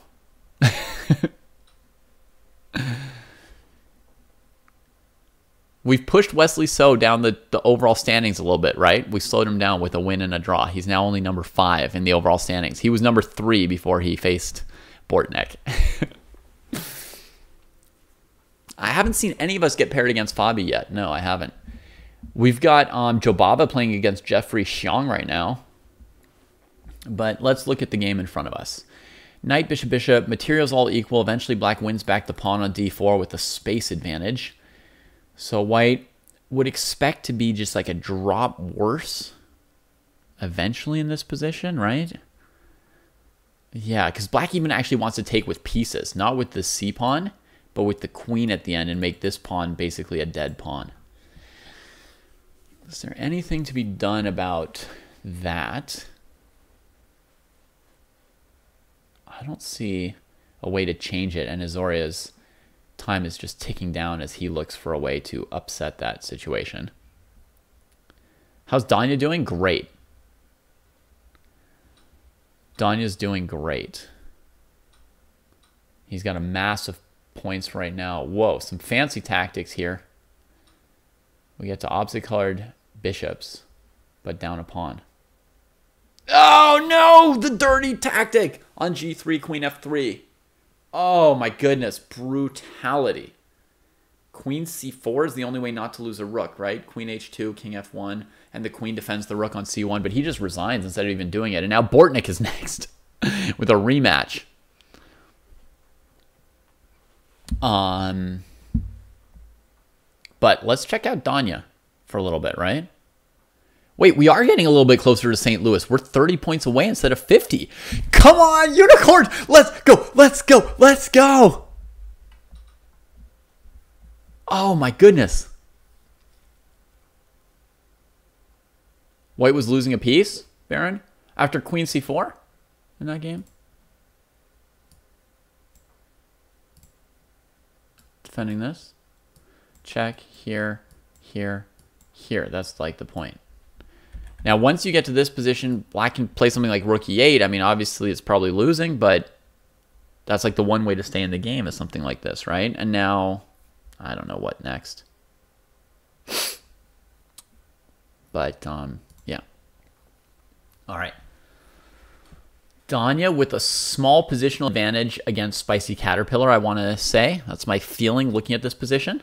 There goes his pawn. So, there goes his positional advantage.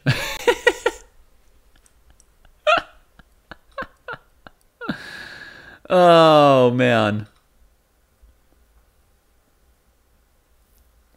We won't have a chance to see if I was right about the positional advantage, really. And his time advantage is going as well, as he's like, where's my pawn? What did I do?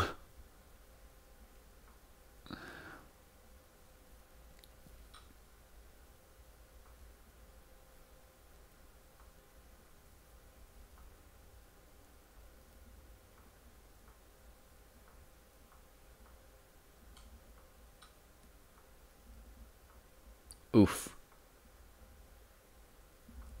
Getting smacked here. Thud come the moves from the Spicy Caterpillar. Oh my god. This game is looking gone.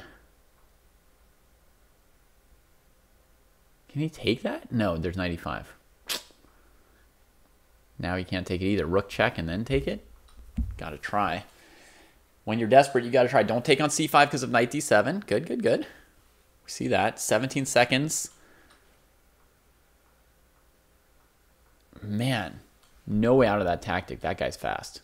They're both fast. These are fast people.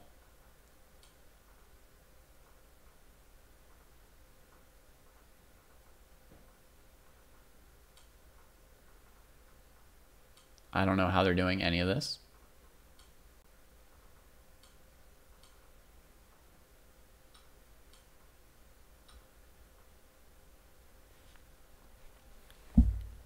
Did Danya have 96 at some point there?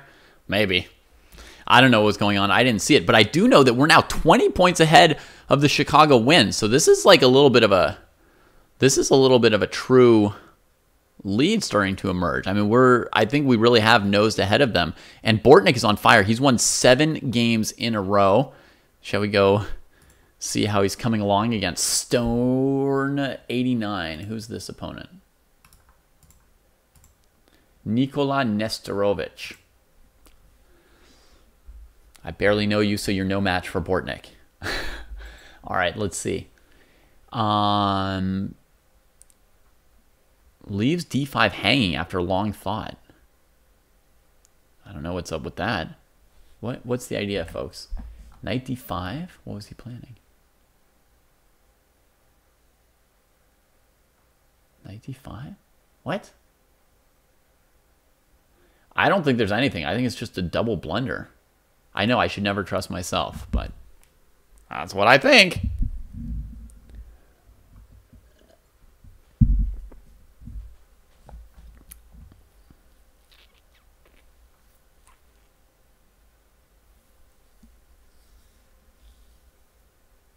Okay. So this pawn structure here doesn't clearly favor white or black. Black's got an extra pawn closer to the center, but there's often like weird pressure on the C file, and it's hard to like arrange these pawns in a way where they don't also get pressured. So this position, funkily enough, is not like clearly good for either side. Looks like Bortnick's trying to play c6. This knight has sort of nowhere to go. He wants to kick this knight before his knight on e4 gets kicked by this moving in f3 or something like that, right? Okay, black controls the c3 square. Bortnick predicted it. Plays his c6 follow-up and then immediately c5. Pawn can't take. little bit of pressure. Knight c6 is a threat, attacking a3 and d4. That would be a double threat. White's probably going to want to play bishop e5, but they're thinking for a bit. Oh, because black would take. And if you take with the knight, you're okay. Oh, fancy b4. Now maybe c takes d4 here. I could see cd4 here being fine, right? Yeah. Nice idea.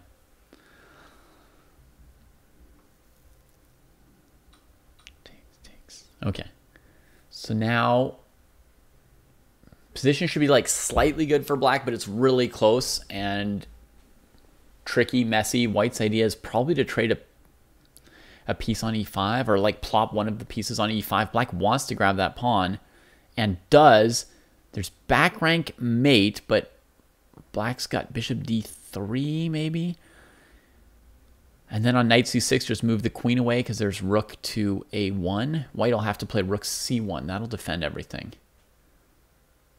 That'll defend everything. Plays rook a1 first. I didn't even calculate this move. What is that? It's just absolute confusion for me. I'll say that much. Do I not have the team standings? Oh, sorry. That's the player standings. Showing Bortnik and Naroditsky. Really great for us. Bortnik with some kind of 11 fire. I don't know what that means, but I know it's good.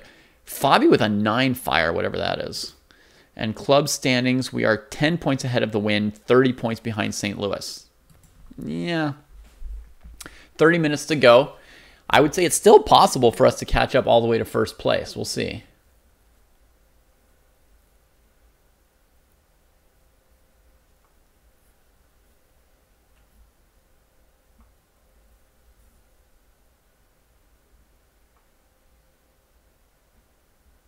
I think White's doing pretty well here against Bortnik, actually, at the moment. With that strong queen position, it makes the b5 pawn feel a little bit weak to me. Bortnik's like struggling for space for the pieces here, right? Trying to solidly defend that b5 pawn, reestablish the bishop somewhere where it defends it. I guess he can just barely hang on for the moment. He needs to close the time gap, though, because otherwise he'll just get flagged at some point. It's not like...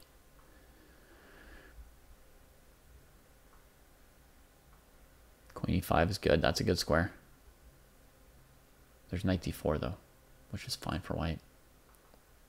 Throws in a weird check. 15 seconds each. So now it's just a matter of who's faster when it comes down to it. I think he had g5 as a move, but it's probably all just about the time, right? He's up 4 seconds now, so that's the good thing. Wow, they're just going so fast. That was just like a huge series of pre-moves.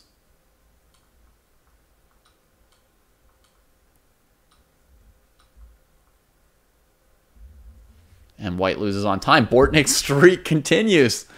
Yes. Bortnik's fire. It says 11, but it should be... Oh, was it 9 before? I guess it was 9 before. Now it's 11. And the team standings, we got... Who knows? I don't know how many points we get for that, but some. And yeah, 30 points behind St. Louis. Let's see. 10 out of 18, 10.5 out of 17, 11 out of 18, 10.5 out of 19, 9.5 out of 19, 10 out of 19. Pretty similar scores throughout our team. I have to look through the team and figure out who to put in to a potential ladder match that would happen right after this. So I have to have a look.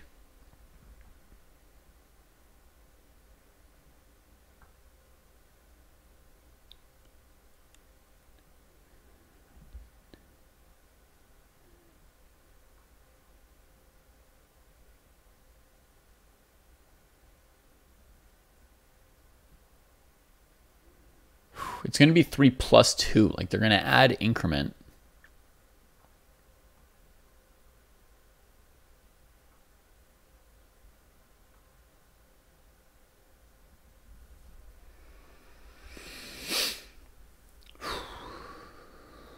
Which sort of changes a little bit, right? Like, there's who's hot today, but there's also like who's going to be a little bit better or worse with a 2-second increment added. So I could go by peopleschess.com ratings. Those are basically based on 3 and 0. I'm going to have to pick, 4 players from our team to go up against 4 players from the Chicago team if like the standings ended like this right now.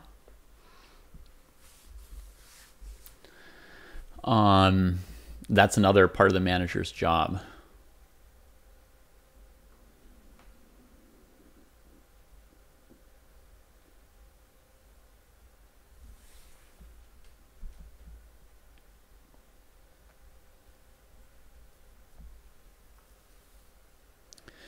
Steven Zierk just drew with Hans Niemann in the background, and now he's up against Benjamin Bach.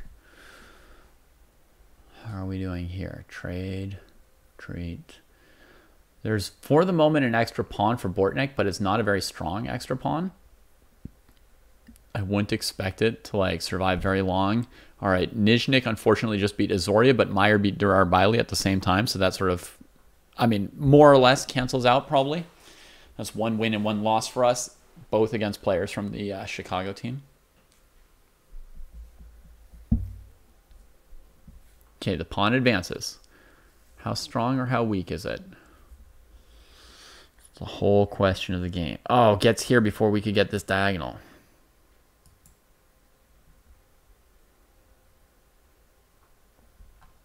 Now on knight d4, does he have rook e4? White must wonder. They'd have check, king here, but then the knight would still be stuck, right? It's got no checks on a king on h7, and if it moves, the rook would be hanging. Yeah, stop these tactics. Please, you can't have that. Ooh, do we want the endgame? If we take the pawn, we lose this good pawn, I think.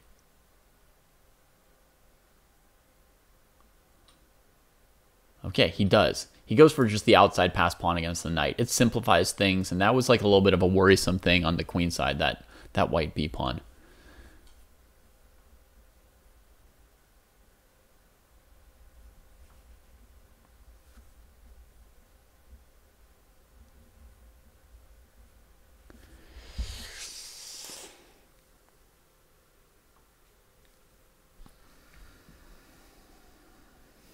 Okay, you guys all have advice, have manager advice, huh?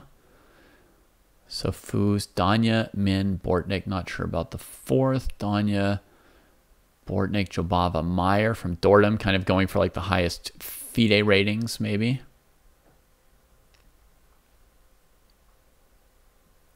That knight is a long way from the b pawn now, right? That's kind of like the idea.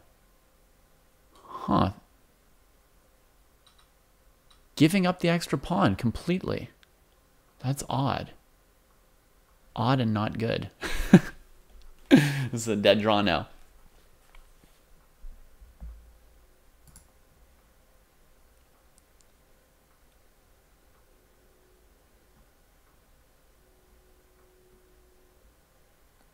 Jobab is having a fine day. He's number 12 or 13 in the standings right now. Zoria's having a good day. Meyer. They're all at like +1 or so. It's really tight. I think the higher rated players face higher rated opposition though. The way these arenas work, right? Let's find speed of light. Oh, he's playing against Penguin GM.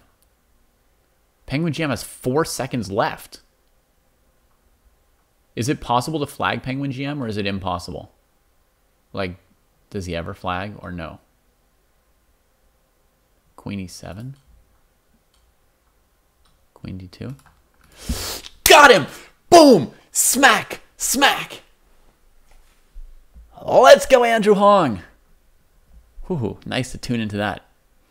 So, yeah, I have to figure out, like, basically everybody on our team is like +1 or +2 right now, with like 1 or 2 exceptions. I think Bortnik has a huge plus score, 15.5, 3.5.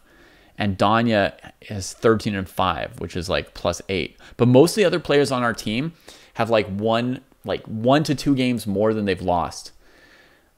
Well, look, Niz. That Penguin GM guy like always flags everybody else. Plus, Andrew Hong was up a queen there, right? He was up a queen. I'm excited for him. He beat a big name. He beat somebody at the top of the standings.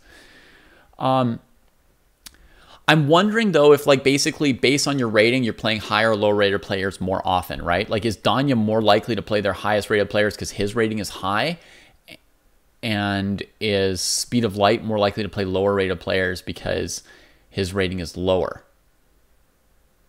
In which case, you would have to say, like, if 3 players have the same score, actually the person who's higher rated is probably doing better playing against tougher opponents. But from what I'm seeing here, I mean, Speed of Light's getting paired against Shimanov, who's like perfectly high, and Danya, despite having a huge number of points, is getting paired against somebody lower this round because he's played all the people at the top. So I don't really know how the pairing system works well enough to really say anything about the strength of schedule different people are facing here.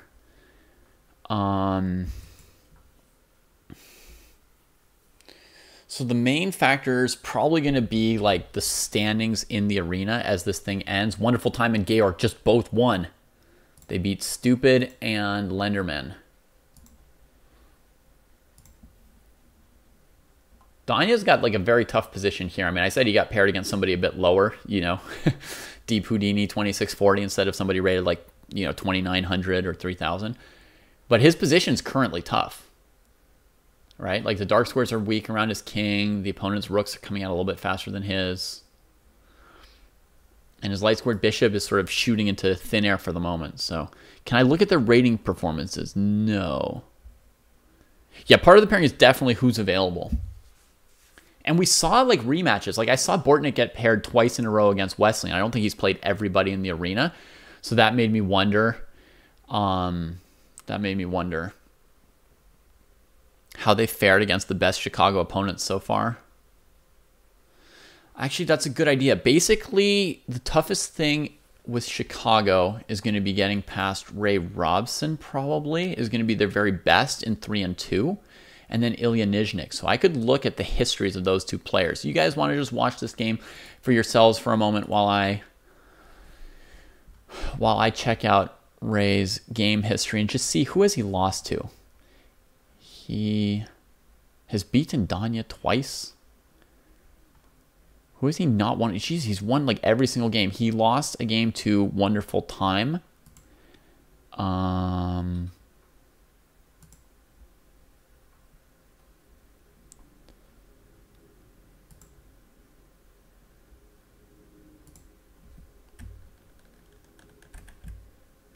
But it was just like a flagging.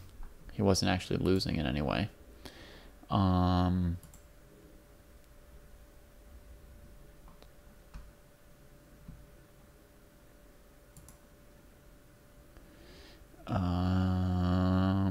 He lost to Hans.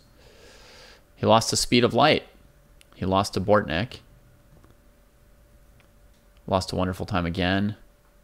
Looks like on time, because the position looks equal. And he lost to Danya as well, probably on time.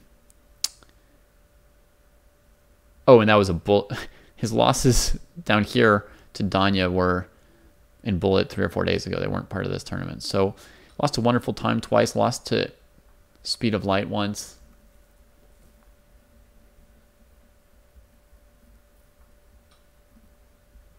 Okay, and then let's see if there's anyone that Nizhnik has particularly had trouble against.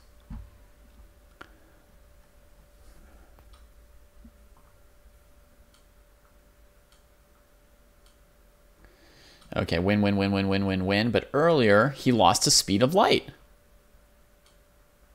And Caruana, yeah, who's not on our team, unfortunately. And that is it. He's been winning for a while now.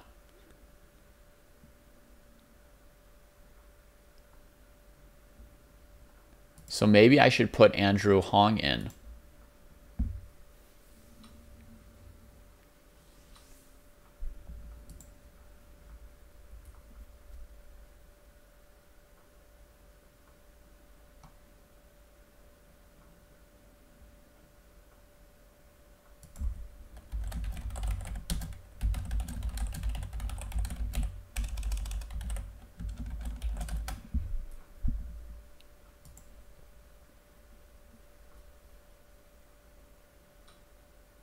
Check out Speed of Light against Shimanov.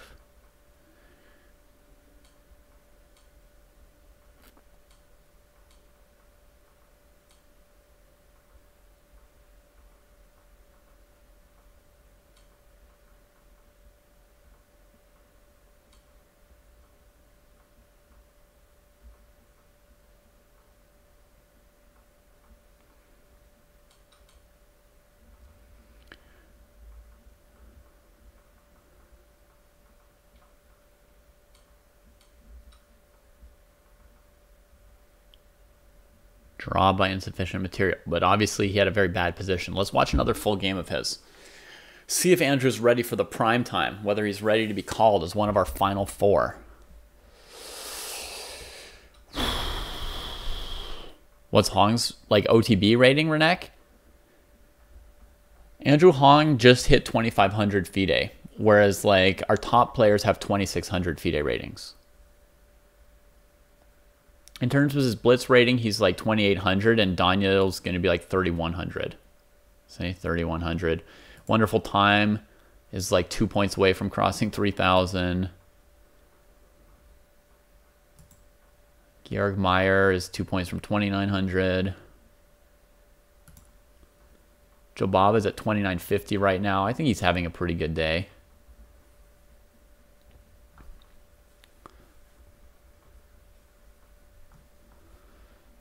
But let me watch Andrew Hong. It's going to be really controversial if I put him in the finals here. Where did his game go? All right. Let's watch a full game against Last Samurai and see what we think. Rook d5 because the f-pawn's weak. He plays something else first. Fancy. Looks really strong. But that stops rook d5. Did he count on it or not?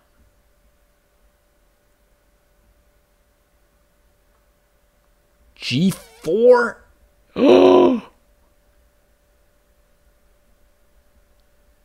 Now, all that said, I think, like, practically speaking, in a blitz game, I mean, just rook d5 to f5 has to be right versus these fancier moves. Right? Because this makes it more of, like, a messy situation. This rook covers queen h6. Great defensive move from Last Samurai. He played those moves very fast for a game where he had 3 minutes on the clock, I think. Okay, he's threatening, like, queen g4, keeping this defended, and going here. Let's just see how he pulls it off. If black plays rook e8, he trades and then wins the bishop.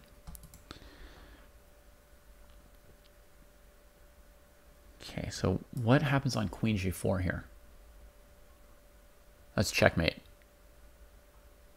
He trades first. I don't know why, but he does. I mean, the only defense I see is rook g6, just losing a full rook. And he wins. He beats a good GM. He beats a good GM. No problem. We are 17 points ahead of Chicago with 13 minutes to go and still 50 points below St. Louis. I'd say there's no longer any way that we would make up those 50 points in this amount of time, especially like we're not particularly gaining ground against them.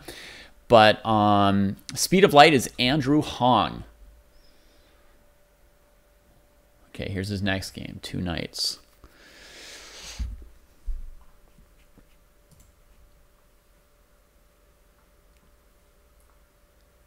Oh, we've got so many players. How to pick only 4? How to pick only 4?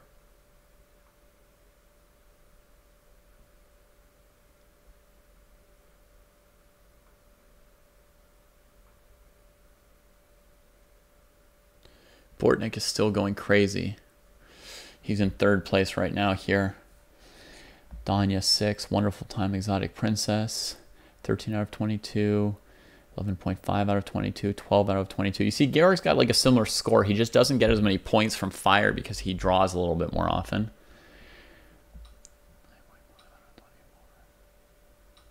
But Georg's like a very, very good player for that kind of like clutch situation. He's got like a high FIDE rating. Give him the 2-second increment. He can like draw a lot of games, which if you draw, you can eliminate somebody on a higher board. On the other hand, if the other team gets ahead, if you played Georg, you'd want him to be your 4th board, so he's not like your 2nd or 3rd board getting eliminated by a draw against a lower board. All right, Andrew Hong, again, with the white pieces, with the bishop pair. He's converted this into a great position. Sorry I lost sight of the game for a minute, folks. I have to do the managering as well. I hope this is still an entertaining show for all of you.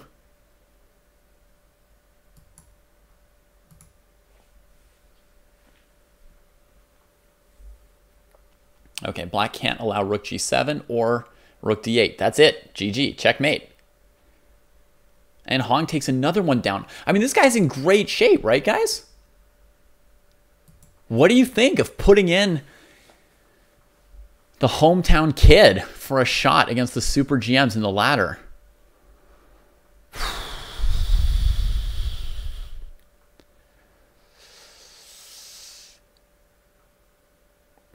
Yeah, it's not a dojo team. It's a professional chess team that I've been managing. The players own most of the team. And I also own a little bit of it for my manager work. And this is the Pro Chess League. We're playing against really good teams. Okay, bishop e6. Simple defense. Solid.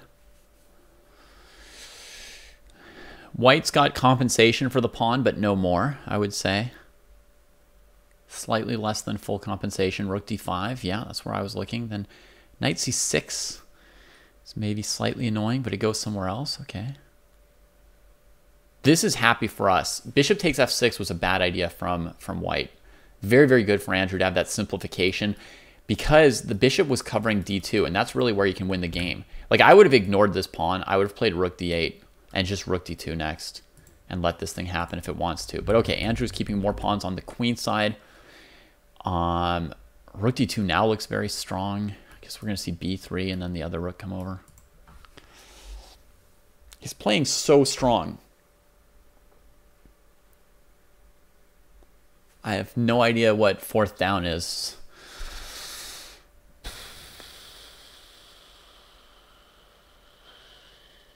A unicorn shirt.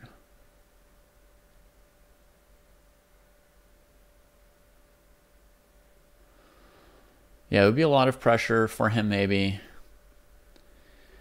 But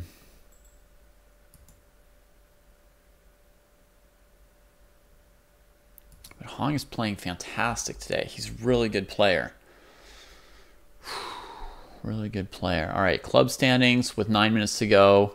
Only a 4-point lead on Chicago. Oh my God, it's down to the wire between us and Chicago. And White's got some counterplay here. White has finagled a little bit of counterplay.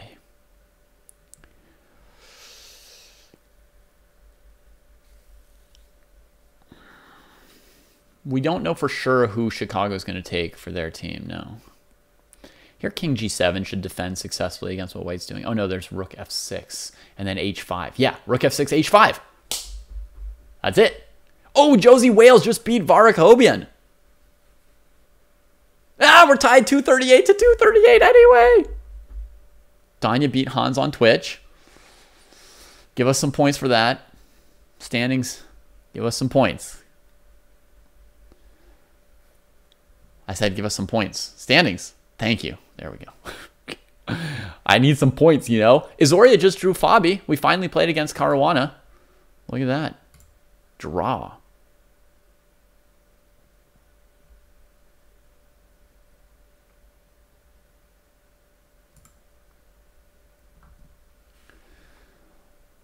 Okay.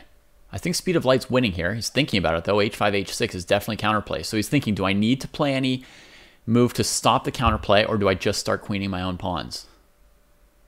I think rook check and b2 is the fastest way here. Faster than rook over b2, but it's pretty comparable, because then the pawn would queen with check. Yeah, maybe it doesn't make a difference. Rook f2 might be a genius move, right? Tying up one of these pieces and then b2, b1. Yeah, rook f2! Rook f2 is such a good move, and he sees it! He does it! Yes! Hong! Andrew Hong! And me. I'm happy for myself that I realized that was the best way to win the position. Rook f2, leaving the last piece pinned and tied up. Trade off one more piece. Queen the pawn. It is over. There is nothing to be done. Last Samurai, you are finished. Resign it. What is that about? We got it. Hong, Hong, Hong, Hong. Come on. You're going down too deep, Houdini. 7.7K followers mean anything? No. Is that how many the dojo has, Rude, or somebody else?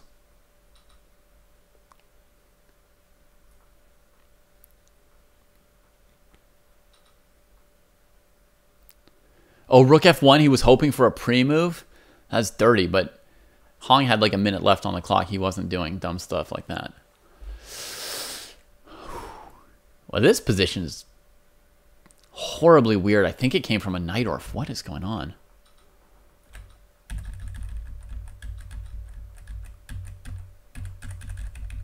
And the king defends himself in a wide open space. This is just all weaknesses. All weaknesses. Knight d4 could be played here for white. I love white's position. Hong's getting crushed. King to b1? Weak! You got to go knight d4. Just come straight at the opponent. All right, Hong's going to try and cover up for his poor king. If this bishop could come to g4, that would do something to defend some of these weaknesses a little bit. Get rid of that pawn. Oh, defensive move from Houdini. Too passive. Too passive. Hong's going to beat you up if you're passive. Oh my God, look at the aggression. All right, Michiko, I want to know your opinion. Look, we could play 4 GMs rated like 2600 in the next phase. But how do you feel about 3 GMs and Andrew Hong? He's the hometown kid. He's playing really well right now. He doesn't have the same like experience as they do. But I don't feel like he's relying on flagging his opponents. I feel like he's actually playing good moves.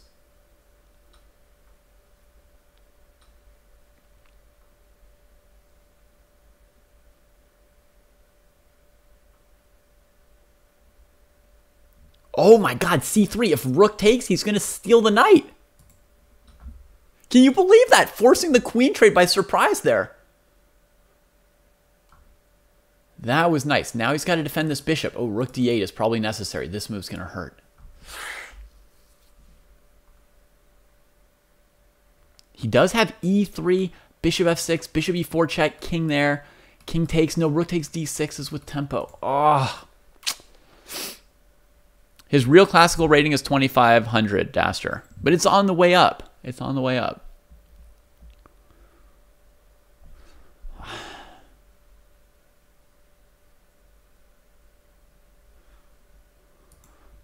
Can I put the kid in, Michiko? Can I give him a big shot here? Yeah, I mean, he's just waiting to be confirmed as GM. But we've got other GMs who are like 2,600 FIDE. It's a big gulf, you know, at a classical level. Ouch. He's going down here. It all stems from that rook c8 move instead of rook d8, I think. He just neglected the hanging pieces on that file. Oh, man. Rook b5 here is the best hope.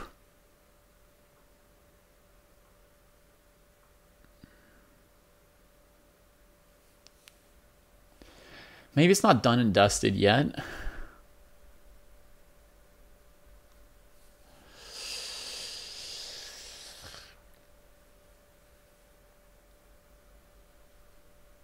White's trying to like win that rook even more. Knight d4. I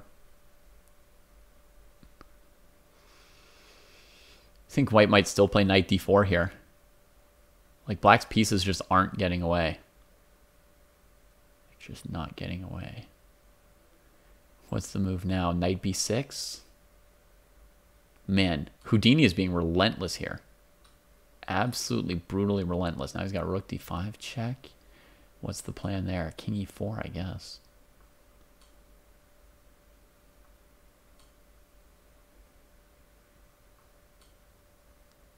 White wants a draw up a piece. And Hong doesn't take it. He's going to flag the opponent. Bishop e5 looks crushing, right? Oh, no, king takes rook. Shoot, my bad. Okay, sorry. I can suggest something better. Rook b6, bishop somewhere. Oh, yeah, e2. Rook A4. Your rook's hanging. F3. Knight D4. Take it. Oh, just take it! Just take the knight! Oh!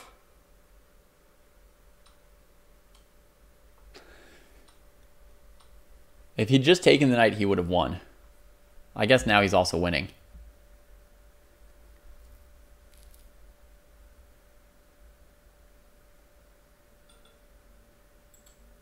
Oh, is the thing almost done? How many seconds left? Under a minute. We're going to get this last point here. How are we doing in the standings? 8 points ahead of Chicago, if that's accurate. If that's accurate. And Andrew brings in some final points for us. None of these other games really matter. None of them are going to end, really. I think only this one is going to end. We've got less time, but the extra pawns, this game will finish before the match ends. 9 points ahead. I need to just check the standings and see like the final standings of players on our team. So Speed of Light, look, he's up into the top 4 for results today. And if you look at his percentage score, 16 out of 25 is 1 point more than like Min, for example. More than Princess. But you see Meyer also has 16 points, even though he's like lower down. And that's the end. 10 points ahead of the Wind. And, all right. Let me check in with Danya.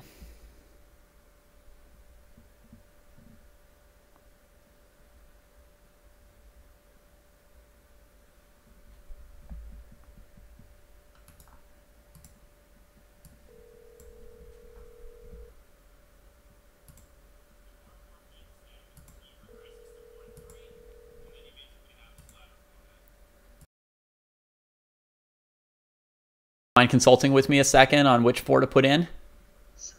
Okay, so I don't know if you were following the standings, but Andrew Hong got like 4th place for our team.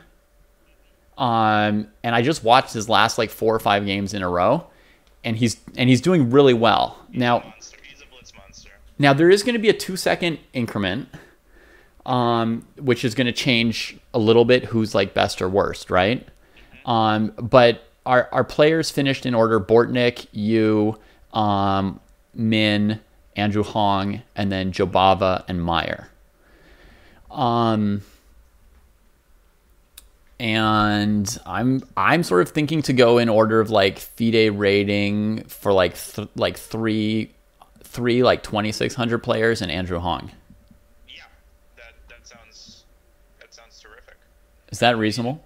Min is also a beast, but yeah. Yeah, it's I think it's like 3 something a.m. for him, or 5 a.m. Obviously he's still doing fine. He's doing absolutely fine. But I think with the 2-second increment, like I might go for like 2,600 FIDEs. What do you think? Definitely, I agree with that approach. Okay, so Bortnik, you, and then Andrew Hong and Jobava. Yeah, that sounds terrific. Okay.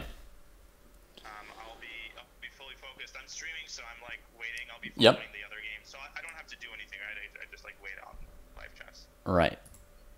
Yeah. Okay. Yes. And I think you'll be the second board, like it'll be in order of whatever. So one thing to know is if you draw with their top board, that we win. That is. Oh, you've commentated enough. I don't need to tell you anything. All right. All right. Bye. I'll try my best. Bye. Bye.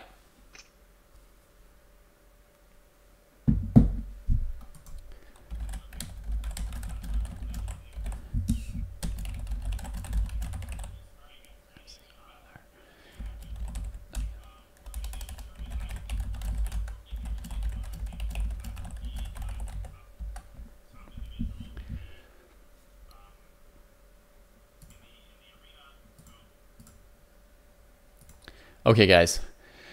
All right, so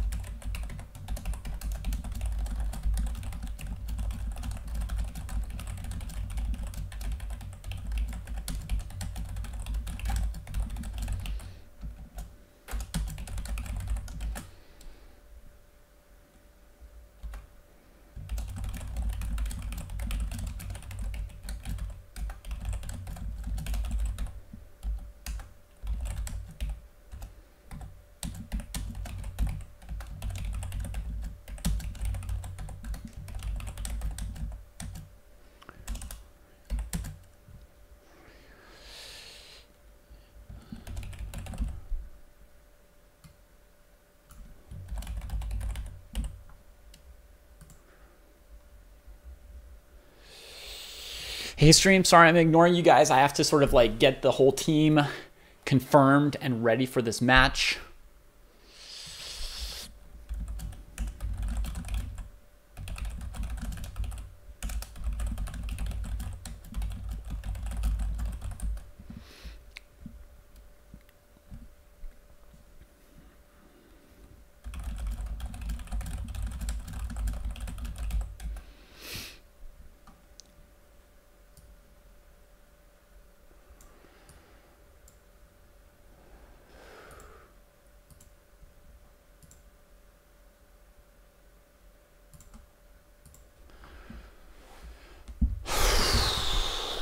You're entertaining yourselves. Great.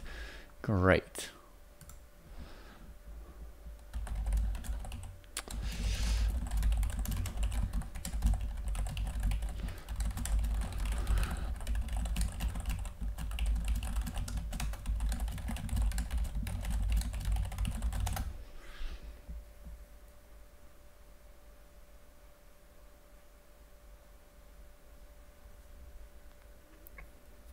Nobody's complaining about my roster decisions. I'm just trying to make sure that everybody like understands if they're playing or not, and if they're happy to play or not, etc. So that's what I'm trying to figure out. Let's see.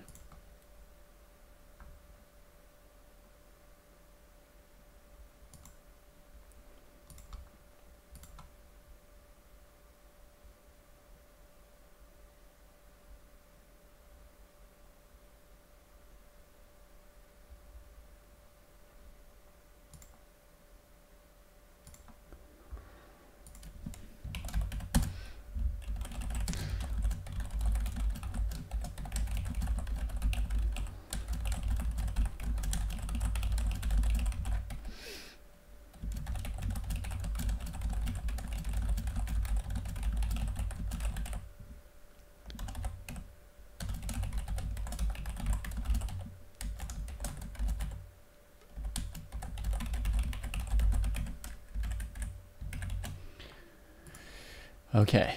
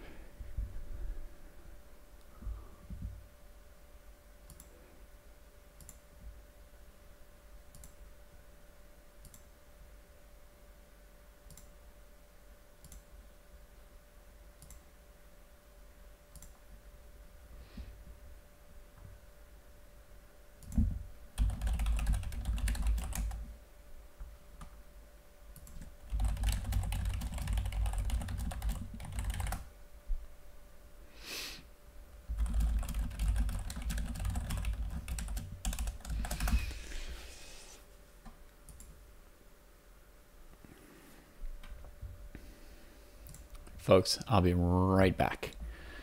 1 second.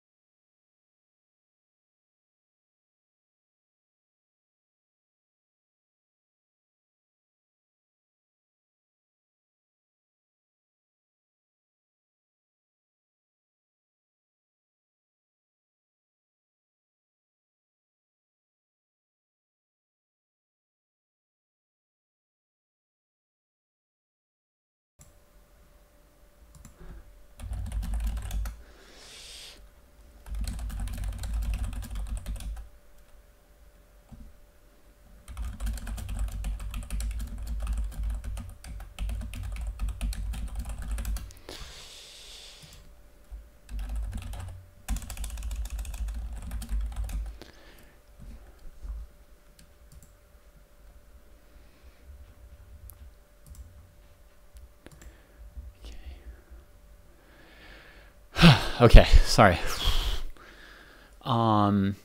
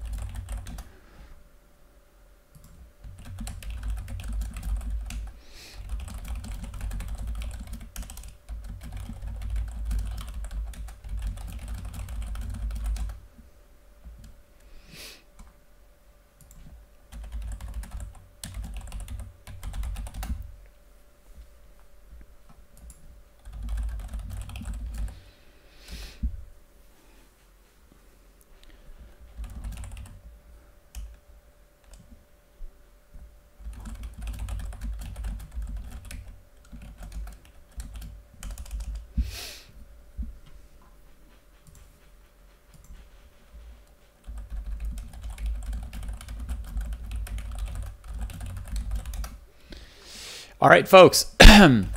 While we get set for this ladder match, go give a follow to some of these unicorns here.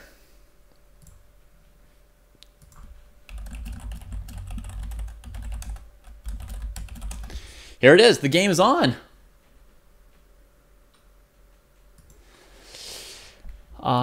Georg's got white here against Shimonov, playing this Reti kind of opening.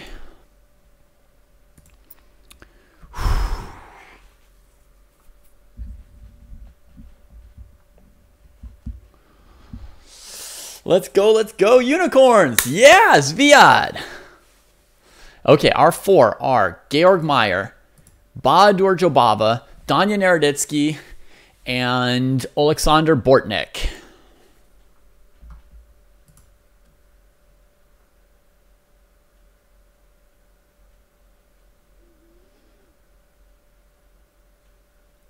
Hong had to go to class. He had like a 2-hour break in school to play that arena. You know, other kids on recess, you know, chased a ball around the yard, and he beat, you know, 10 grandmasters. All right, how's this position going? D3 could be slightly sensitive, but the knights kind of got it covered like this. So white's got a very flexible setup here. The question is what he's going to do with this bishop. Bring it this way so as not to commit the pawn. Staying very, very flexible and low weaknesses with his pawns here.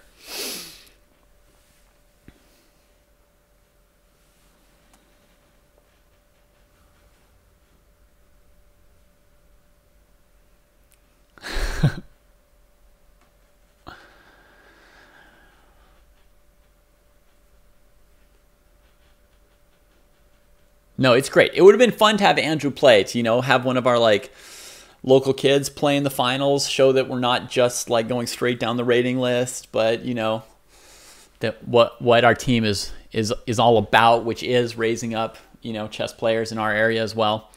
But I am fine with the team we have, of course, and it was only if he really, really wanted to play, right? We don't need him to play. We've got more players who I wanted to put in than we're allowed to. Far more than 4 players in good form. So let me get rid of, should I get rid of the standings or just leave it on the club standings so people can see how that finished up earlier?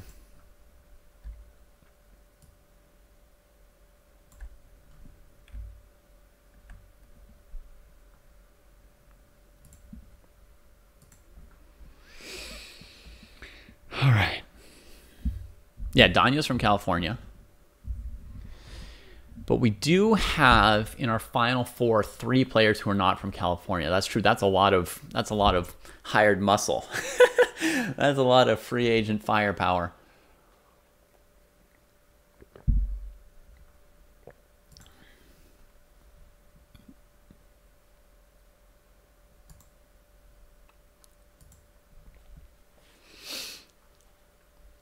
So we're down 30 seconds on time, but the flag is not inevitable. And the players are mostly shuffling around so far, right? Very few pawn moves, so nothing really changing the position too much or the structure of it, right? And now black goes for a bishop trade, but I don't know if black would even want to take on c3 and white take back with the pawn. Maybe not.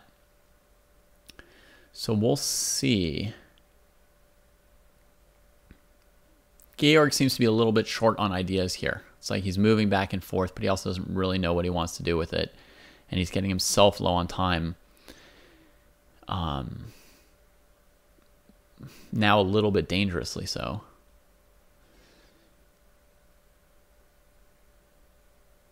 I don't see any real plans for white here, but yeah, I would move the rook so black is being asked if they really want to trade the bishop or not.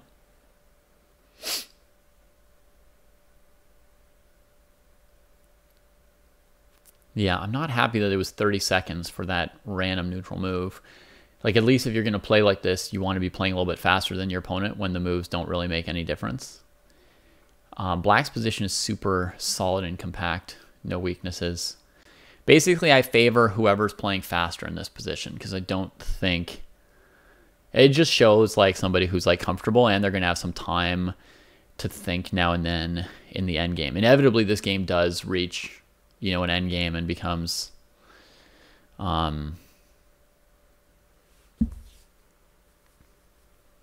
you know, it will have some substance, right? I mean, it's never just going to sit like this forever.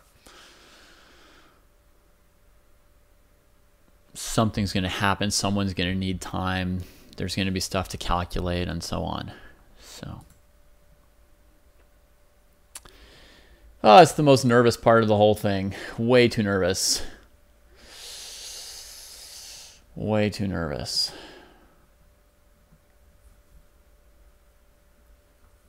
Way too nervous, my friends. I basically can't look at the game almost, or I can't look at Georg's clock. A3 to finally force that trade. A5 pawns attacked. Simple so far. Maybe a mild threat of queen b6. Now on queen b6, there's queen c7. So maybe he's going to throw in the trade. His bishop wasn't doing anything anyway, you know, so.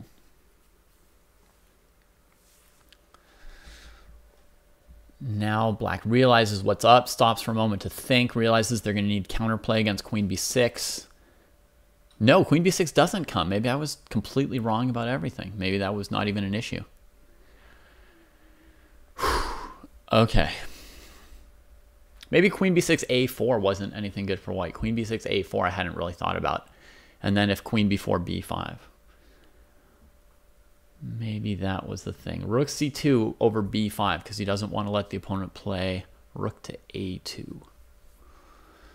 So is the queen going to move to c5 now? It's a little annoying to have that rook looking at her.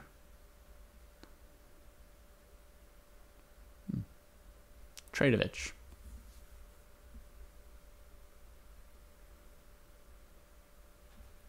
On queen c5, I imagine black has queen f5 poking at the d3 pawn,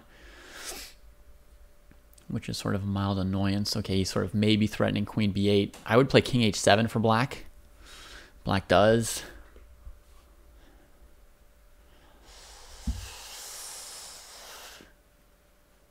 So now he can trade queens and push. Black's going to push past with c5, I think, is the idea. Georg wants to play rook b5 and open that up, and black sees it, and now it's a race to the center for the kings, I guess.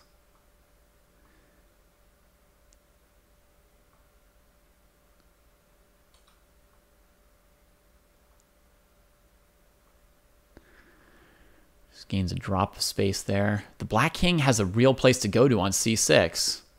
Okay, Georg realizes he needs to do something. He prepares to play f5, f6 at some point. His pawns are hanging, though. And he goes passive. Now rook b3 is starting to hurt. This is starting to hurt. I do not like being hurt like this. That move makes sense. Now you want to move up, up, up, and away. Rook d4 looks pretty strong for black. Gary's eventually going to get counterplay, though. He's going to play rook e2, f5, f6, and make the h-pawn into a passed pawn. Now, is he maybe losing here? Maybe. Well, there's his counterplay. He couldn't go king g6 because of rook f4, but there's the h-pawn. It's a passed pawn now. I would play rook b1 maybe for black. No, black's still fighting a bit more pawn trade, and the h-pawn's got to move. No, Georg gets behind right away. h6 is becoming pretty devastating threat, but rook h1 is in time. Checks him away first. Bringing white's king up, threatening mate. There's rook check on d5, maybe forced.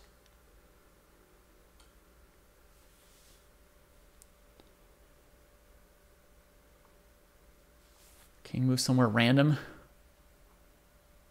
Yeah, go after that pawn.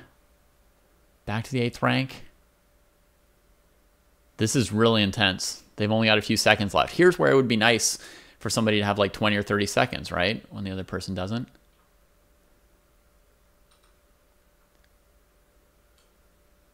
Check. Nice. Check again. Nice. Check again. Sure. Freeze him on the C file. I think he can't win, so he's just going for the draw here.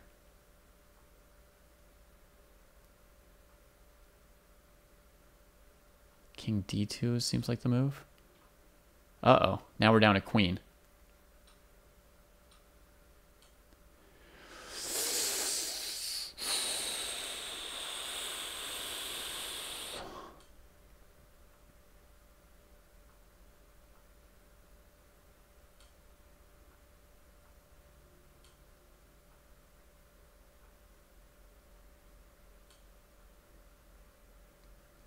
game.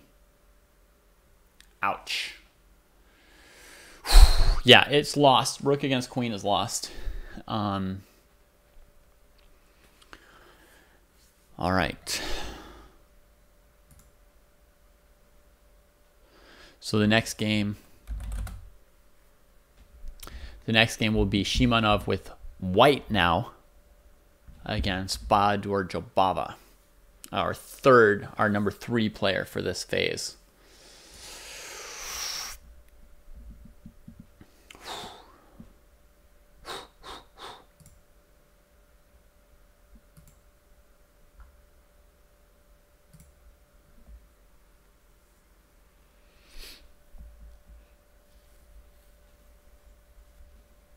Okay, so now I need to make sure I'm watching the Exotic Princess. I think I'm following him, so it should pop up for me whenever they start it. They're gonna give Shimanov a chance to breathe for a second.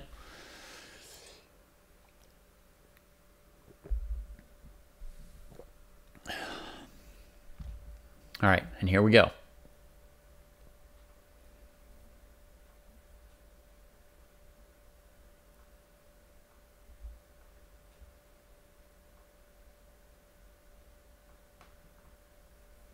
London versus London.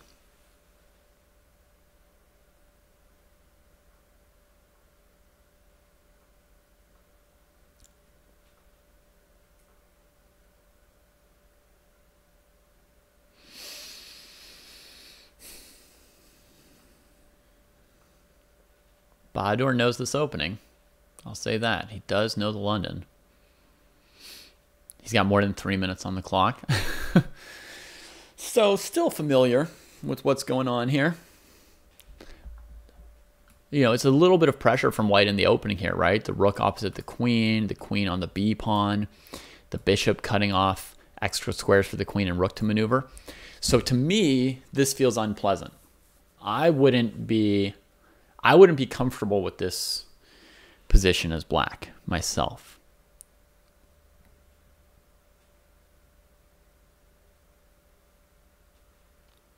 And I don't mean to say necessarily it's a bad position. Maybe it's fine.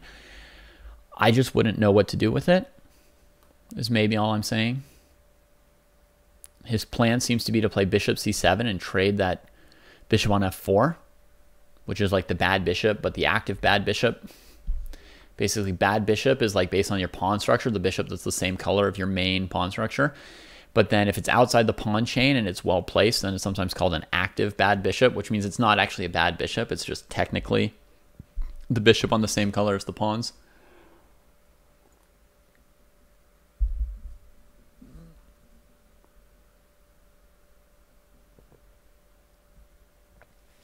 Knight b6. Trying to resolve the situation on c4.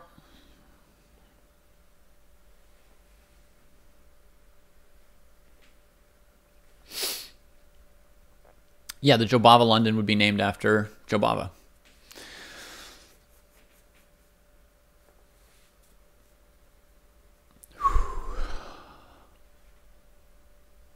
It's named after his brother.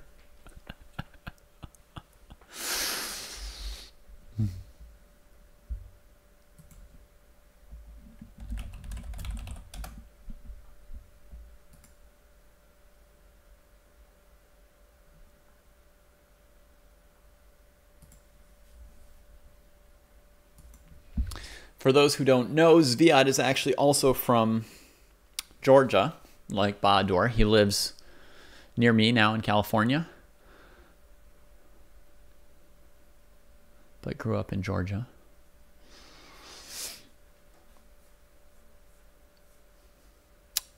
So Zviad probably does know Jobava's brother.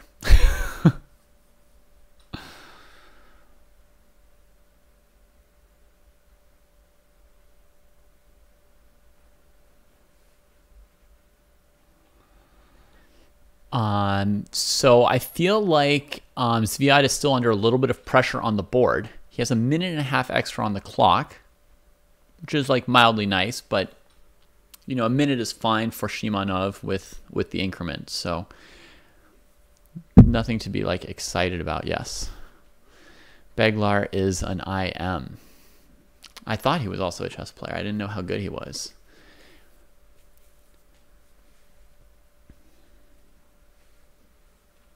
Okay.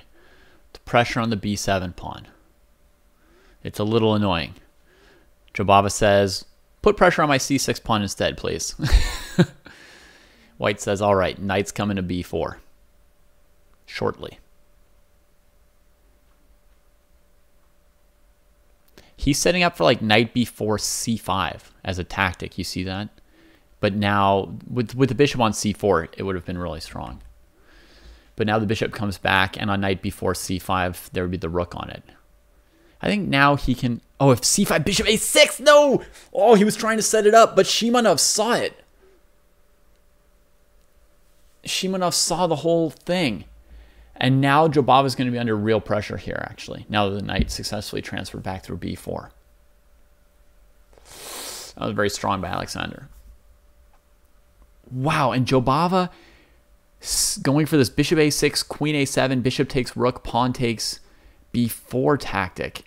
Which is really, I don't know if it works. Queen a8, that's the square to keep the white rook out of c6 and the bishop out of a6. Wizardry. Wizardry. When they say wizardry will only get you so far in chess, it'll get you pretty far. Queen a8, what a move. Now there's still a little bit of pressure. You know, still a little bit of pressure. I honestly don't know who's better here. He's got to work to find squares for these pieces. Right? Because white's got f3, e4 for the moment.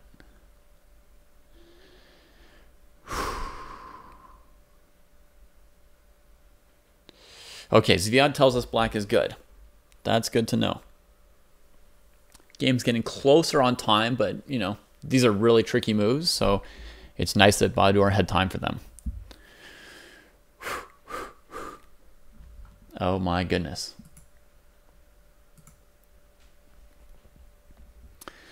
Zviad, do you want to come on my Zoom and comment the games with me here? You can take Jesse's spot since he never showed up.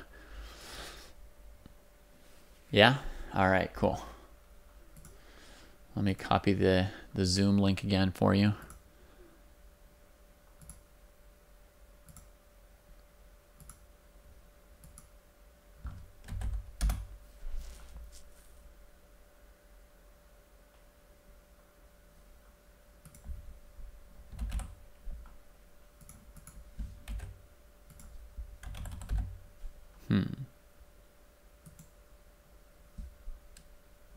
All right. Here we go.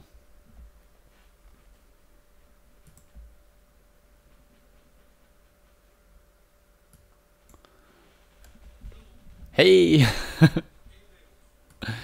How's it going? Yeah. That was a very, very strong arena. Did you get to play Fabi and Wesley? Right. I lost to Wesley twice. Oh! But Wesley just crushed me like out of opening. There was no chances. But with Fabi, I think I was winning. But, you know, the time scrambles are tough for the old man. And that's you now, the old man? Right. All right. Put you in Jesse's spot here. All right, everybody. Welcome to Grandmaster Izoria here on stream.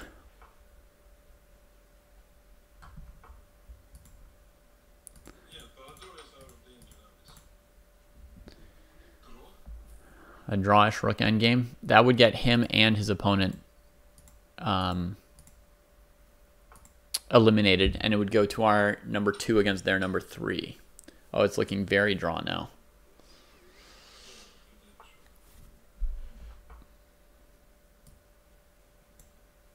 Oh, you guys can't hear him. Let me fix. No, it's something on my side.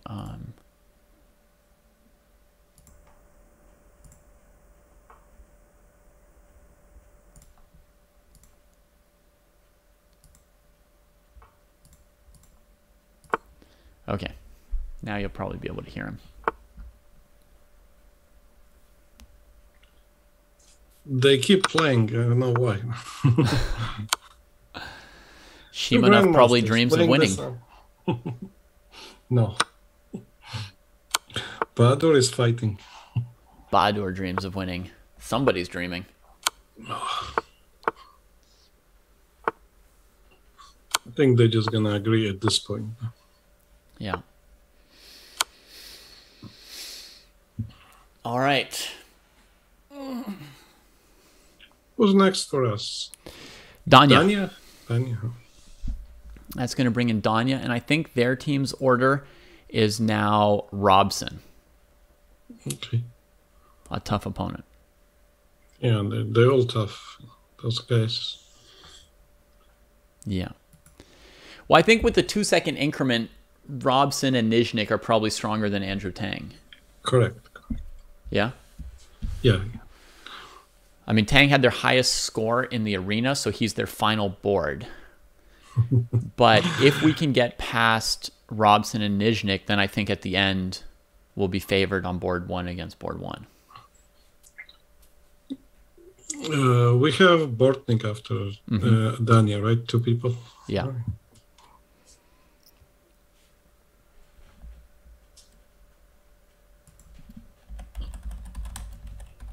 It's gonna be close. Yeah. It's very nerve-wracking here. Basically, folks, you know, if we get through this ladder match, then we go and play the quarterfinals tomorrow, which will be really exciting. And if we don't win this ladder match, that's it. We're done. The whole PCL arena 1 week little mini event will be done for us right there. So, yeah. And I was not really following. I saw the final standings, but we never really had a chance against St. Louis, right? And, we never got very close to them in the standings. Yeah. No, like even as we were doing well and passing.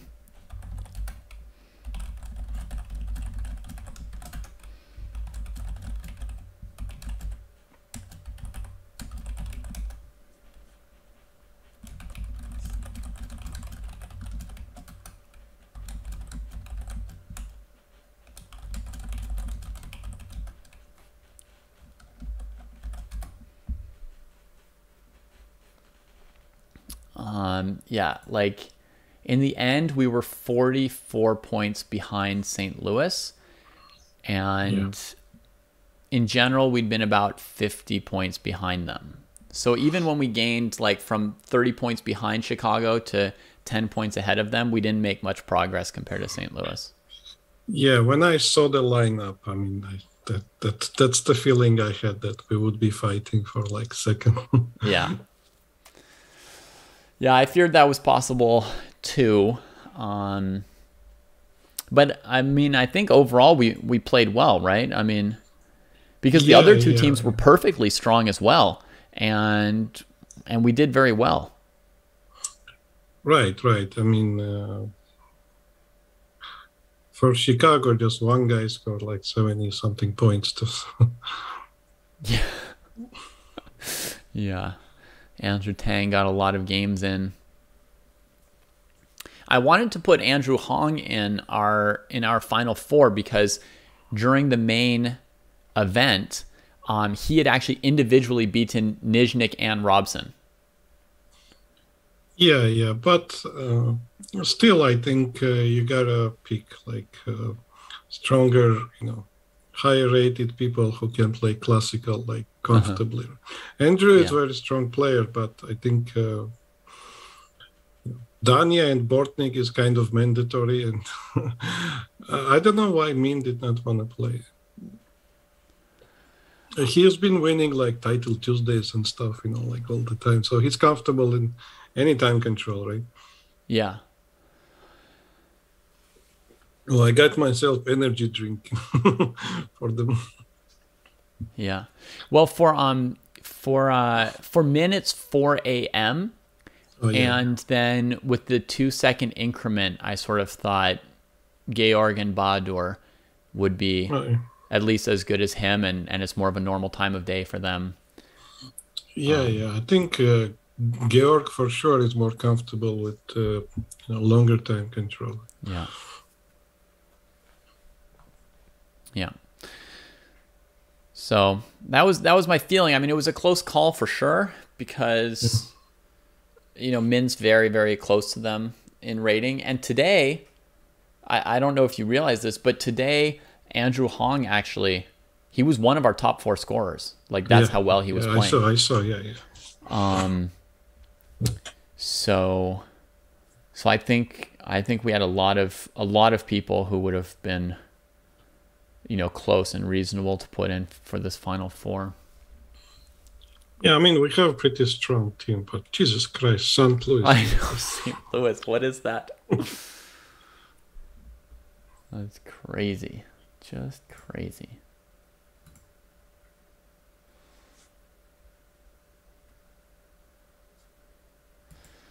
All right. Danya's game hasn't started yet.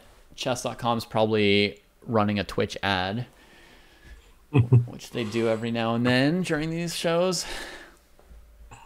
Yeah, Danya's streaming, right? Yeah. Did you stream during the thing? No, and I'm glad I did not. It would have been very difficult, technically speaking, for me. Yeah. Oh, here he is. White against Ray. 1 knight f3. Danya lost a couple games to Ray today in the arena. Yeah, Ray is also so fast.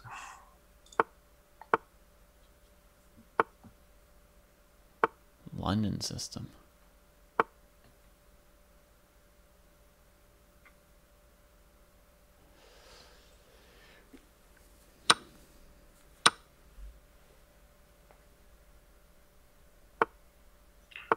Yeah, that bishop b5, that line is like, theory goes for a long time here. Ray seems to know it. Yeah, so does Danya, I'm sure. It's, Still blitzing out the moves. The main line, this g6, bishop g7.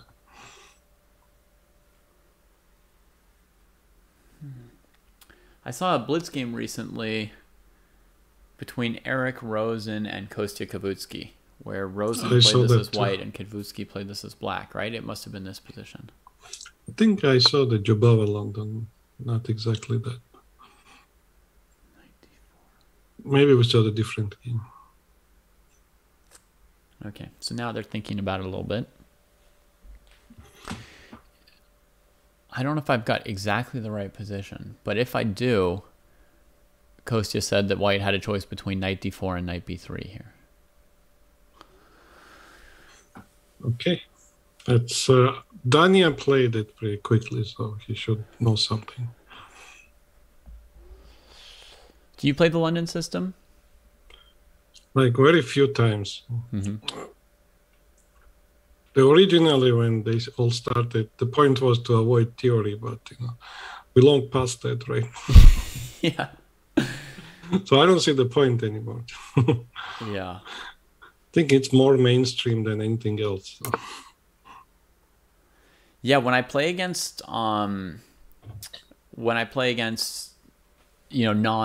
non-masters, I think it's more common than the Queen's Gambit. Like I know, it's like maybe 70-75%. True, like at any level, actually, so popular. No bishop. I thought maybe black would play bishop a6 there, but it's e5. Okay. I guess black still has bishop a6 up their sleeve. What's with giving up the rook like that? Yeah, but bishop a6 would only win exchange, right, after you take on e8. Mm-hmm. Bishop g5. No hurry to take the rook. What's going on? Now bishop a6, right? No, if you take, you probably should take with bishop e5 and then knight f3 take. It would leave you extra pawn, but black has good chances to survive. If white played bishop e5, queen e5, knight f3? So queen, I assume c7, bishop a8, bishop a6, right? Mm-hmm. Take on d5. Bishop Too complex. King f1. What? D8. Yeah, I think we just won, right? Bishop d5, knight e4 after bishop f6. Bishop d5, knight e4 coming. Knight e4, just game over on the spot. And bishop d5, queen c5, still knight e4. Right. Now Daniel knows his stuff.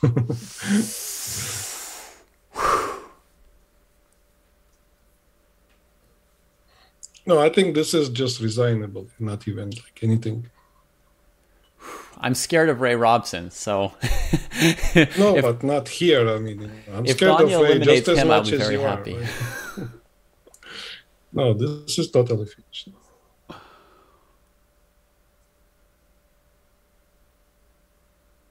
Wow, that bishop g5 was devious. Yeah. He really tricked him there. He wins the exchange, right? I mean, black should go like bishop e6 takes, and the fight without an exchange. Right Maybe, here, just bishop e6 and give it up and defend the center. Right. Mm-hmm. Maybe include bishop g4. I don't know, but Daniel was winning some material there for sure. Wow, and now it's like material plus just an easy position. Yeah, there is literally like zero chance of creating anything here. Only reason he plays it's a team tournament. He would have resigned it. Mm-hmm. c6.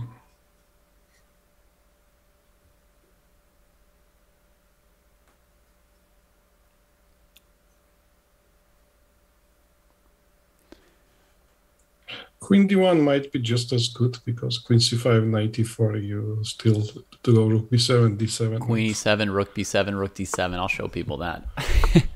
It's a cool idea. Yeah, Here he'll just play e4 and anchor it, right? Or is bishop g5 anything? No. Rook d1, right? And then you untangle with like king f1. And... Yeah. Okay, folks, real quick. I know it's a blitz game, but check out this idea. Queen d1, queen c5, knight e4, hitting this. Only square here. Only square to keep defending this. Rook here. Because if the queen takes the rook, knight f6 wins the queen. That was one very nice way to go with it. Okay, c6, rook d8. That's where we're at. Queen c4. All right, c7 is happening somewhere. I was just calculating this too. On queen c4, bishop c4, rook d2, c7. Just no, queens. Knight takes, right? Why calculate? Knight takes, rook d5, there is c7. Yeah. Rook c5, rook d8. Here, yep.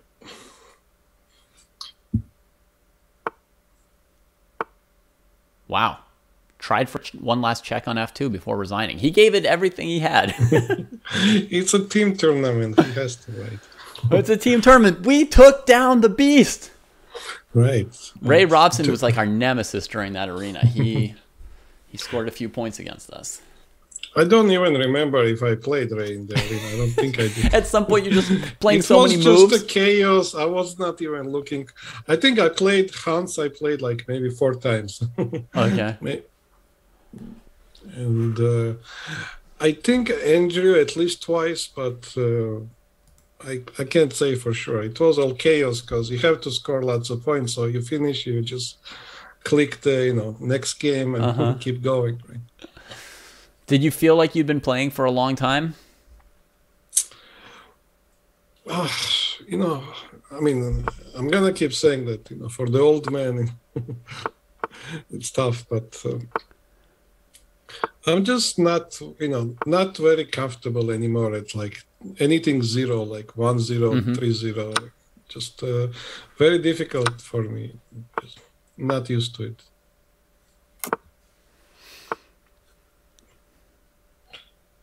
I still play it like, for fun and stuff, but competitive 3-0 is tough. Yeah. Do you think that like fatigue was playing at all a factor by the end of the arena? Maybe. I mean, just for me personally, I think I was just playing my regular and I was not like tired or anything. So that's like my regular, how I normally play. Getting to time scramble, I'm in disadvantage against most of the players. So when it got down to like 15, 20 seconds each, it's just...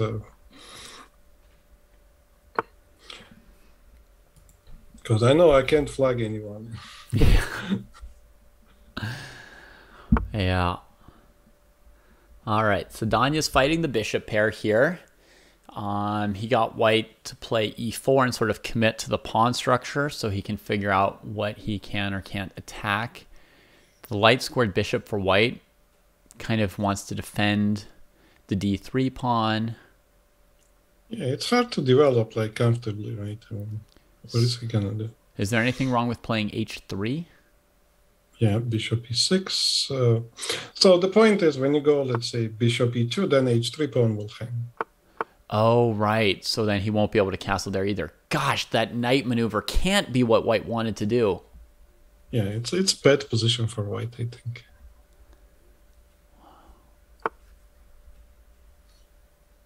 He really wants to trade that bad bishop on f1.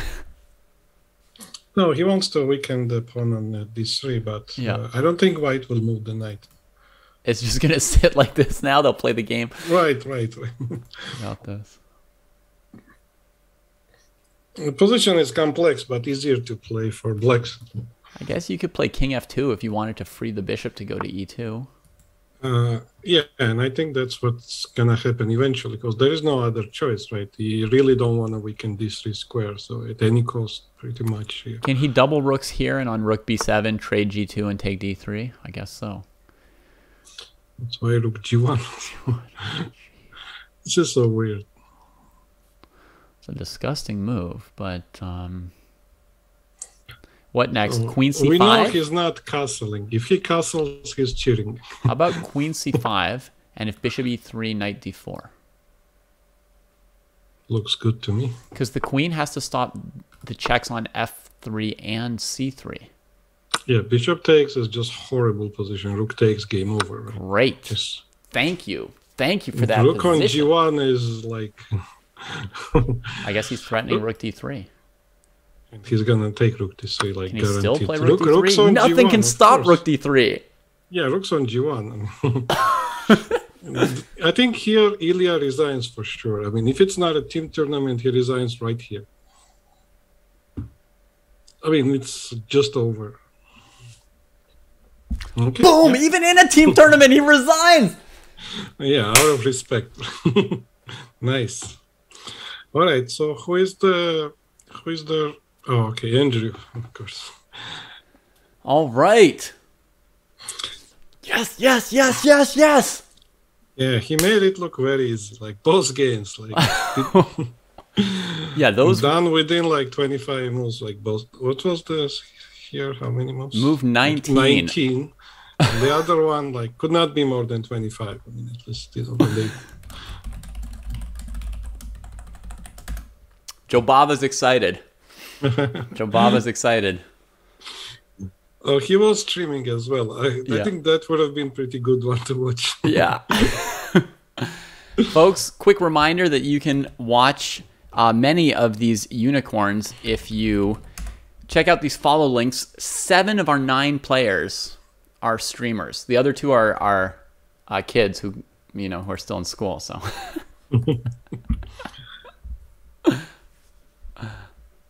Oh, I like Andrew knows his priority, right?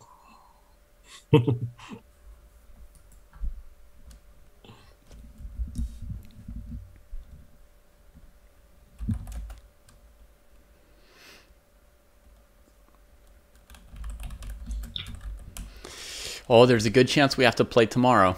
There's a good chance we have to play again tomorrow. Yeah, All right.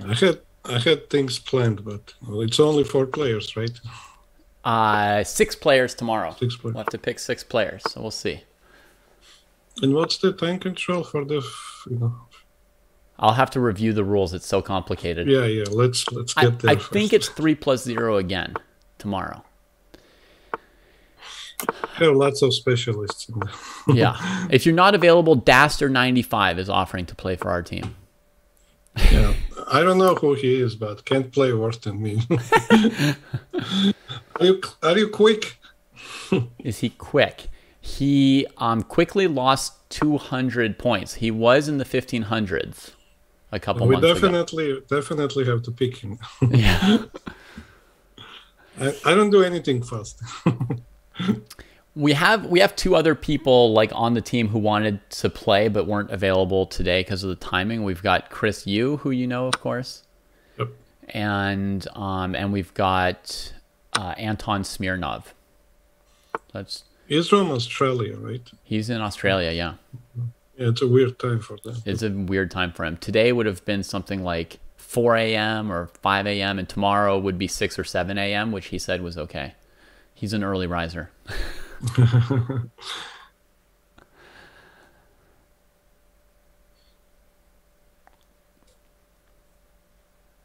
Yeah, there's many people in my stream who are confident they could play worse than you.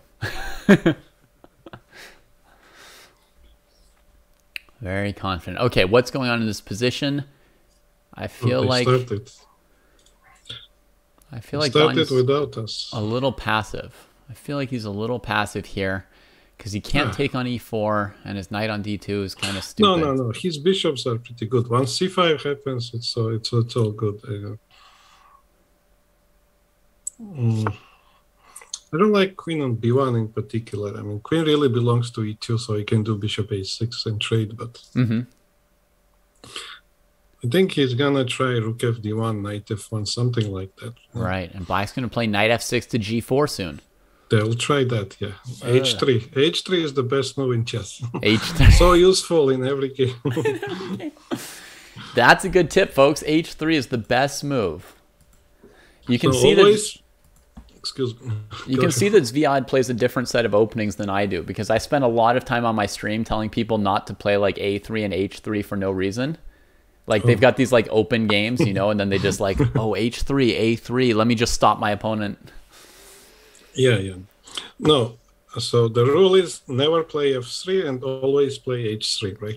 Okay. Ben Feingold has that, you know, never play f3 rule. I don't know if you follow Ben, but...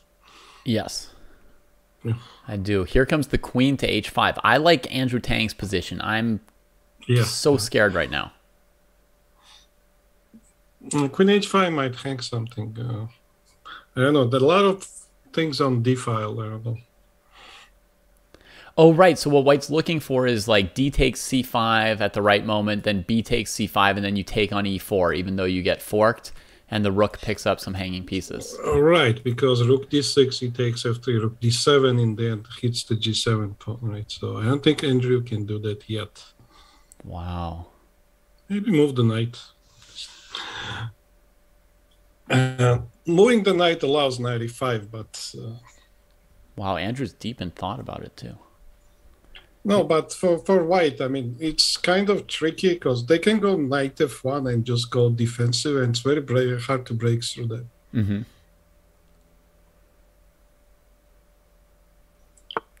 Because knight f1 will type knight g3 type of move would secure you from getting checkmate, even though Black is doing more than okay still. Safety first, right?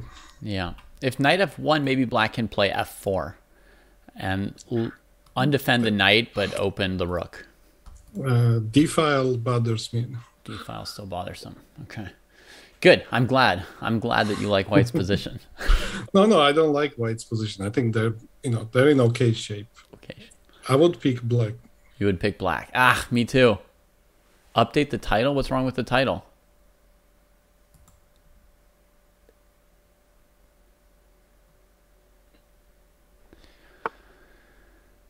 Knight f1. Mm-hmm. The move that takes away all hope. Yeah, he's solid, right? You know, Andrew, not that he needs time, but he only has 40 seconds. And if he plays aggressive move like f4,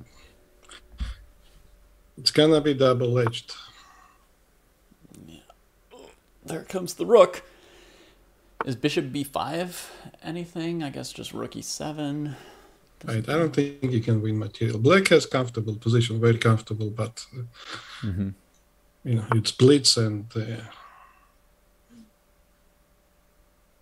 some slow, useless move would be good. Yeah, he needs a useless move. He can't play h3 anymore, though. No more h3. We way past that.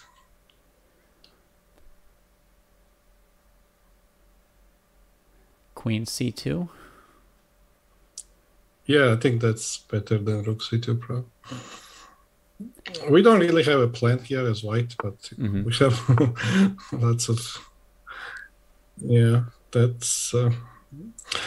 moves like that are not necessary for black. I mean, normally in slow games, he would not do that. Maybe because he had 20 seconds on the clock, he thought he had to take the game to a more decisive phase. It's hard to find like exact plan, you know, when you want to force things when you have low time. It's going for bishop g3 for sure. Yeah. I don't know, maybe it works actually. Which I guess you can't take. Yeah, I know. Yeah, bishop g3 coming. Yeah, this is not looking good. Maybe queen a1 was a mistake. Something on second rank would cover the check on g3, but we don't have anything there. Right? He takes it and just opens it all up. Yeah, no choice. Oh, God. The white king. Yikes. Bishop e6 is coming? Yeah, what's up with that? Now it's what is he gonna do? Do you see anything? I don't know what's happening. King e2, just I mean, we're not at risk. I mean, king is running to f3, c2, b1. Not at risk. B1. Bishop e5, queen e5 is there, right? Oh my I think God. Andrew messed up completely with the whatever move that was not good. What were those moves? Oh God, that move is amazing. Oh, dirty Tanya. Yeah, but he's not at risk here anymore. He can just trade. Oh, now he can just trade. It's done. It's done. The unicorns are going on to tomorrow, except there's 8 seconds left, except Danya is pretty good at not flagging. Rook h1? Wins the piece. This one wins the piece, right? This is good. This is good. This wins more than a piece. That wins the rook. Yes. All right. Yes. Oh, Danya is amazing. Wow, how did he turn that around? Wow.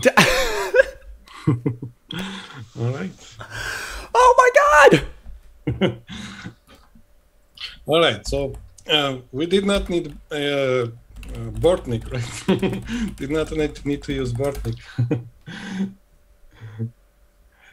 Nice.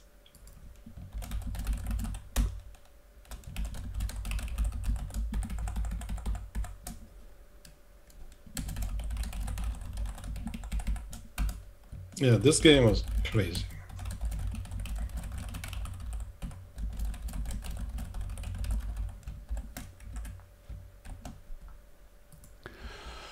Yes. Oh my gosh.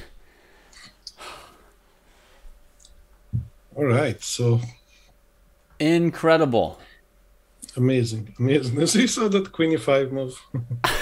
Yeah, let's go back to Queen e5. You pointed out if Bishop e5, White can take it. Great. Black retreats the bishop. Queen e5 anyway in the middle of the board. It's amazing. Basically, this position is still tricky. The material's dead equal, actually. It's opposite colored bishops. 2 pawns on each side. Both kings are weirdly placed. You know, this rook's hanging, but black can't take it. No, but king was on f1. It made it to a much better place. It did make it to a better square. Yeah, Queen e5 is amazing. He deserves prize for that. By the way, I don't care if it's like best move or not. Probably is, but... Yeah, I was thinking, you know, queen c3, maybe they take our c pawn, and then queen e5. I don't think black has a threat after in that position, right? After rook e8.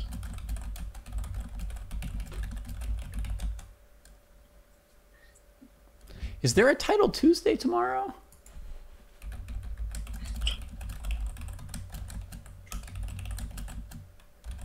I think so, right?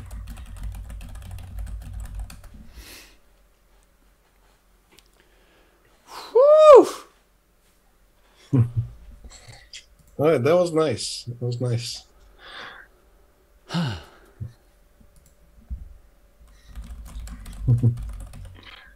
So Bortnik,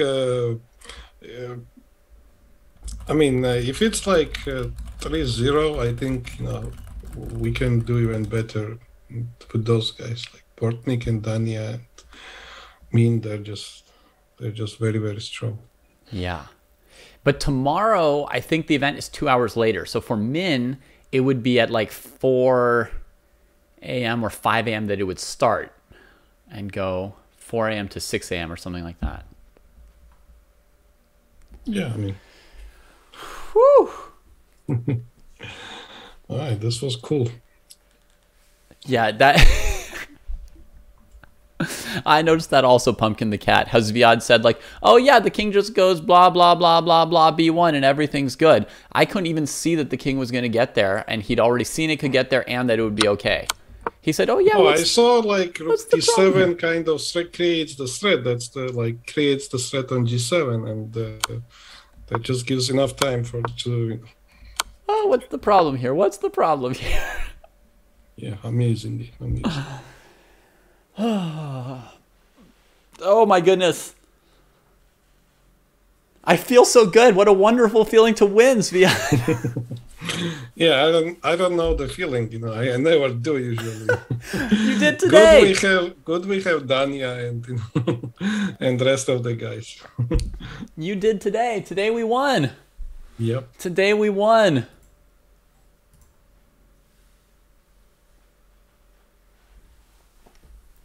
Oh man.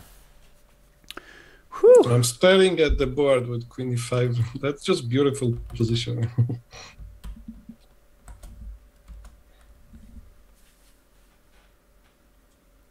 Rook e5.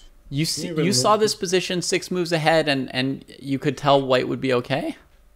No, I saw the king was getting out, right? Material is even, right? And checks you get through the light squares, right? So you don't get like check and checkmated anywhere, right? Right. No, what I saw was, okay, I don't even remember. Bishop f4. Queen h5. Oh, and bishop g7. Yep. Yeah, because king gets checked, d3, c2, b1. But, all right, what was the win here? After king f1. Like the one that Tang missed? What was the win? Anything wins, by the way. Like rook e8, knight e5, bishop h2. Let me see. Queen h6. Queen h6 only wins the piece because bishop g7, queen g7 is only a piece. Anything else is just checkmate. Like +5. Yeah. Rook e8 and knight e5, they're both like +5. Queen into a1, huh? So it was as bad as it looked, but then it came out and won the game. Right. So let me see the engine. Yeah, queen a1.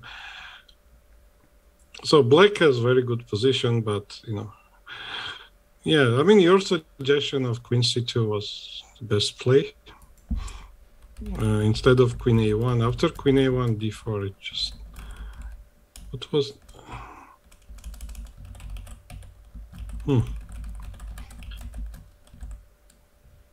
yeah, that's just does not look good. Well, he could have taken with f pawn. That's crazy. I mean, you start looking at this with an engine, and the point is after same position, bishop takes f3 and bishop g3. You can go rook c2 because pawn is on h2 instead of f2. Like same position, imagine you go rook c2 and you're okay. So if on knight takes g3, you take with the f pawn. Right. I'm looking with an engine. I would not, figure Bishop out takes rook c2. any of that. Right. Then you Same can cover exact the king. position, rook c2. Since your pawn is on h2, then you can go rook g2. And it leads to perpetual check of some kind of bishop h2, queen h6, queen e3 or something.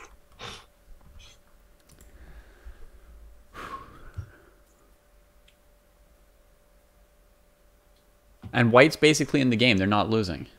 No. So queen a1 maybe was not losing. I don't know. That's miraculous. No, but how are you gonna figure that out with like seconds on the clock? Yeah. All right, this was amazing.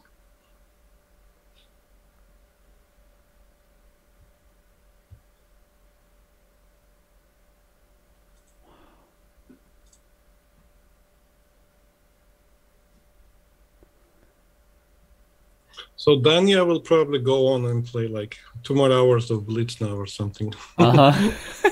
Yeah. After eliminating 3 Chicago players in a row. Right.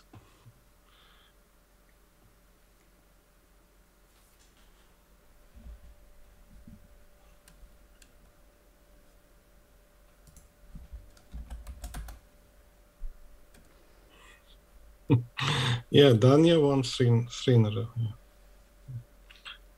Crazy. Yeah. I mean, if there will be an MVP, I mean, who else?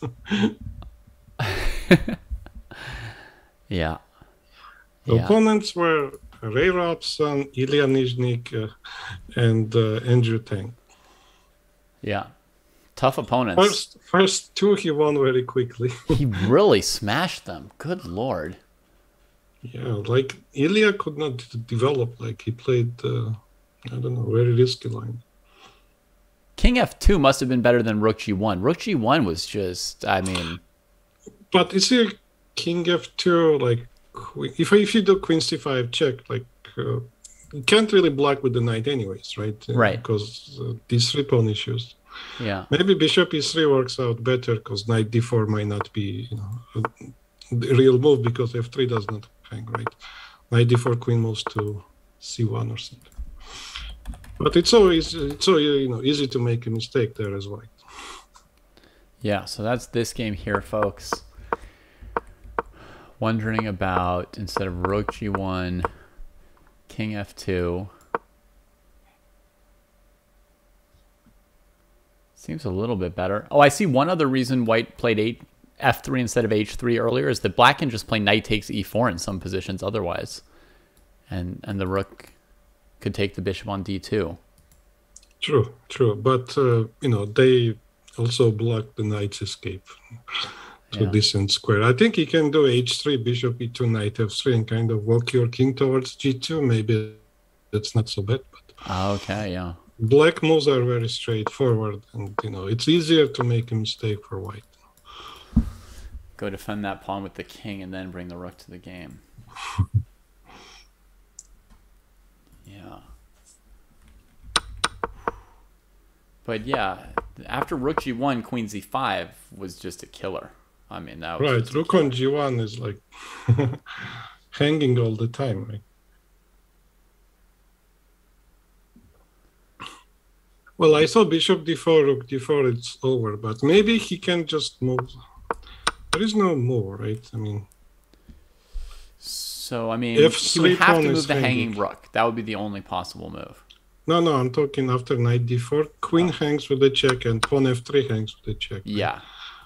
He can't allow knight F3, and I imagine he can't really allow queen C3. You can't allow knight C2 with the check, that's for sure.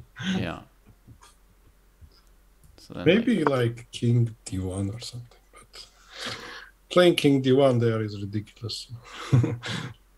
Is there king D1? Oh, king D1? Well, since everything hangs with the check after king D1, that would not be the case, right? Wait, so after knight D4? You want to play king D1 with the queen? Oh, I see. Because of this one? I don't remember the position. But... Yeah. No, I'm seeing it. You're right. Crazy idea. No, probably only one that does not lose on the spot. Bishop D4, rook D4 is very hopeless. Like, right. What a move, king D1. What's the evaluation? I don't know. But I don't see a great move for black in response. Oh, Dania would, gladly sacrifice something there. Yeah, I'm sure it's playable for black, but there's nothing that jumps out at me. Because, I mean, if you take the queen, it's very bad.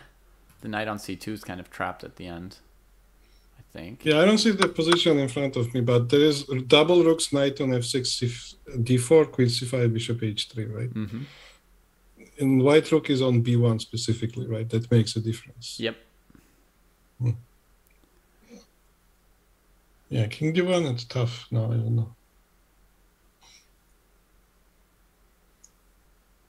Danya mentioned king d1 during the stream. Okay, so he saw it. Yeah, he says everything, obviously.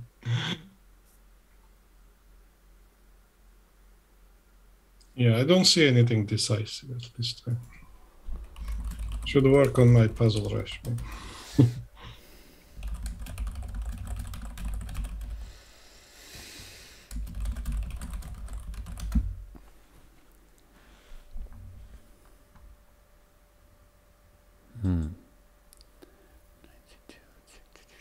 Okay, let's see what people are saying. Josiah can play.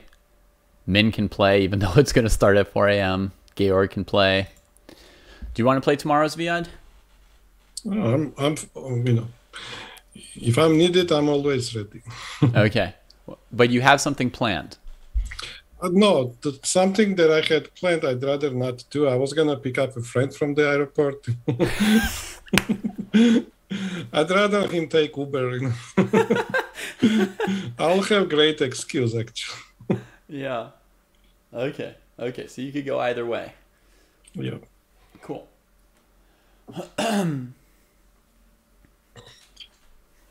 All right. I should check what the rules on the event are real quick here.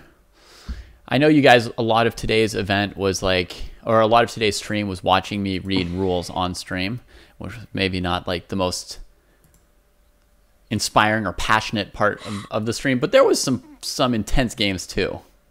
Some intense games and too. That's so important, like knowing the rules. Like 2 days ago, they had like a big Blitz tournament and some kind of qualifier or something. I did not know. I just entered, and I was figuring out the rules after the tournament was over. After it was already over. Right. People in the chat could not figure it out. They were like reading through the thing. It was funny. It was here on chess.com, the Grand Prix Blitz something. Knockout matches? What are the knockout matches? The rules are so complicated.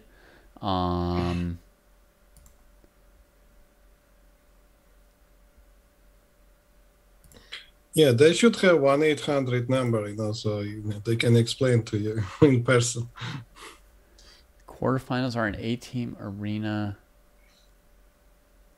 3 rounds of 1-hour arenas. That I remember. I can't find the actual control. 3 hours of actual arena, and then even a ladder match at the end for the 4th and 5th place teams, I think. So basically, you start with all 8 teams, 2 from each of the groups, 8 qualified teams. You play for an hour, and then the best team qualifies, and the worst team is out. Then you play for another hour. The next best team is in, and the next worst team is out. Then you've got 4 teams left for the last 1-hour arena, and 1 qualifies and 1 is out. And then the last 2 teams play the ladder match. And for my nerves, I'm sure we're going to be in the 4th and 5th place. Yeah, it's you gotta be careful. You might have a heart attack on that. Yeah.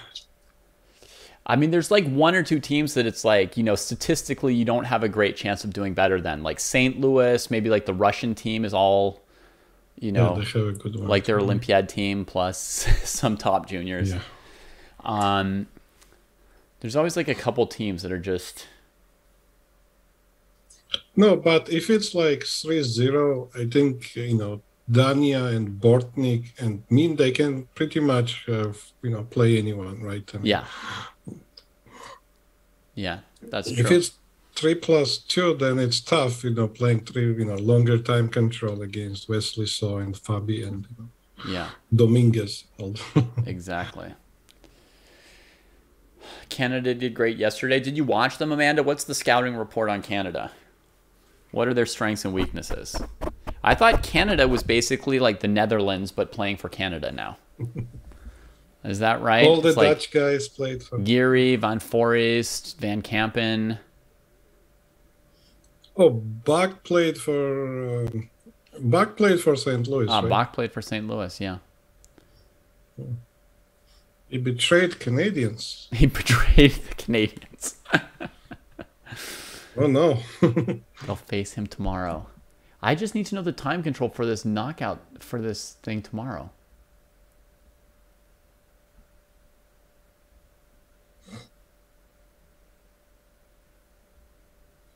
I remember I used to complain, remember this was like 15 minutes plus 2 seconds.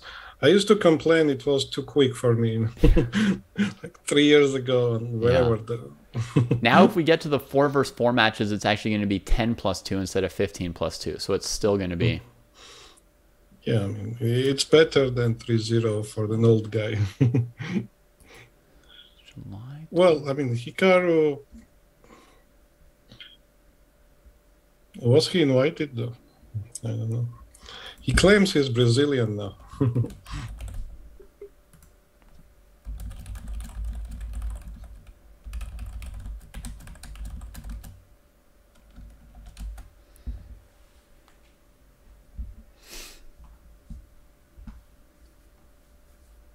I can't figure it out. There were too many different emails. I can't figure out which one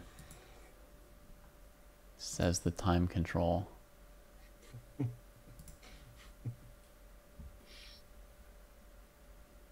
It's funny. It's funny.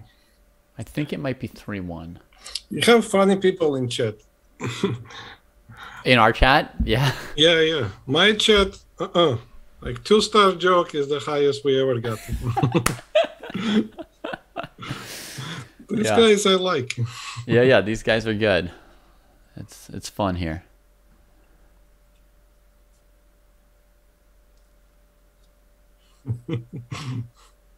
Zero sum, you need to drive to St. Louis and watch them live, huh? I can't believe that Hikaru was available. But the thing is, could you afford Hikaru? He might be available, but yeah, I don't know. I mean, apparently he got no offers because everybody must have assumed, like me, that he would play for New York again. And then on the last day, the Brazilians asked him. It must have been that the Pro Chess League finally published the rosters, and then they saw that he wasn't on any of the rosters, because we waited forever with no information about even which teams were in the league and stuff like that, which made it hard to plan. Because I didn't want to invite players from teams that we were going to be competing against and like seem to steal their players. So I was waiting to see which teams aren't playing, and then I could ask some of their best players to join us. And Hikaru would have want to play for sure. I mean, just for the content, even if he's right. I imagine we could have come up with like a deal if I'd realized, and he's living in California now. I mean, it's right, which would make sense. Yeah, just terribly stupid. I'm sure we could have done it. Yeah, having like Hikaru play, rest of us commentating. All the rest of us just comment. Right. Yeah. Zelmer, I'm thinking about this more, and I'm thinking the reason he must have signed the day before the tournament was it must have been the day before the tournament that they finally published the lists of like teams and players, and then Krikor saw it. And then he was the only one who invited Hikaru. Yep, Krikor stole Hikaru, huh? Yeah. Okay, well, c'est la vie. We'll be back tomorrow. I have to figure out our lineup for tomorrow. And let's go. Let's raid one of our teammates. It looks like Jobava is still going, so we'll raid him. He must be dancing, right? Hopefully there'll be some dancing over there. And we'll be back tomorrow, folks, with another exciting match. Actually, tomorrow I'm doing the chess.com commentary. So we need somebody else to do our team commentary. There's a prize for the best stream from a team. They want us to stream at the same time as them. So I'm going to do the stream for chess.com. We'll also have to find someone else to do the stream for the unicorns. Would that be a good enough excuse to not go to the airport? Oh, any excuse. I literally, I don't have any right now. I'd be like, Zviad, I found this book you should probably read. Let me let me drop it off at your house. I don't think that's gonna fly, but Okay, it is 3 plus 0 for tomorrow, so we'll definitely pick the people who are the best at flagging for our the six-man fast team. ones, fast ones. The fastest ones, the young guns. Yeah. All right, everybody, be well. We'll see you very soon. Nordovik, you want to maybe do some commentary with us tomorrow? Cool. All right, here we go. Bye, guys.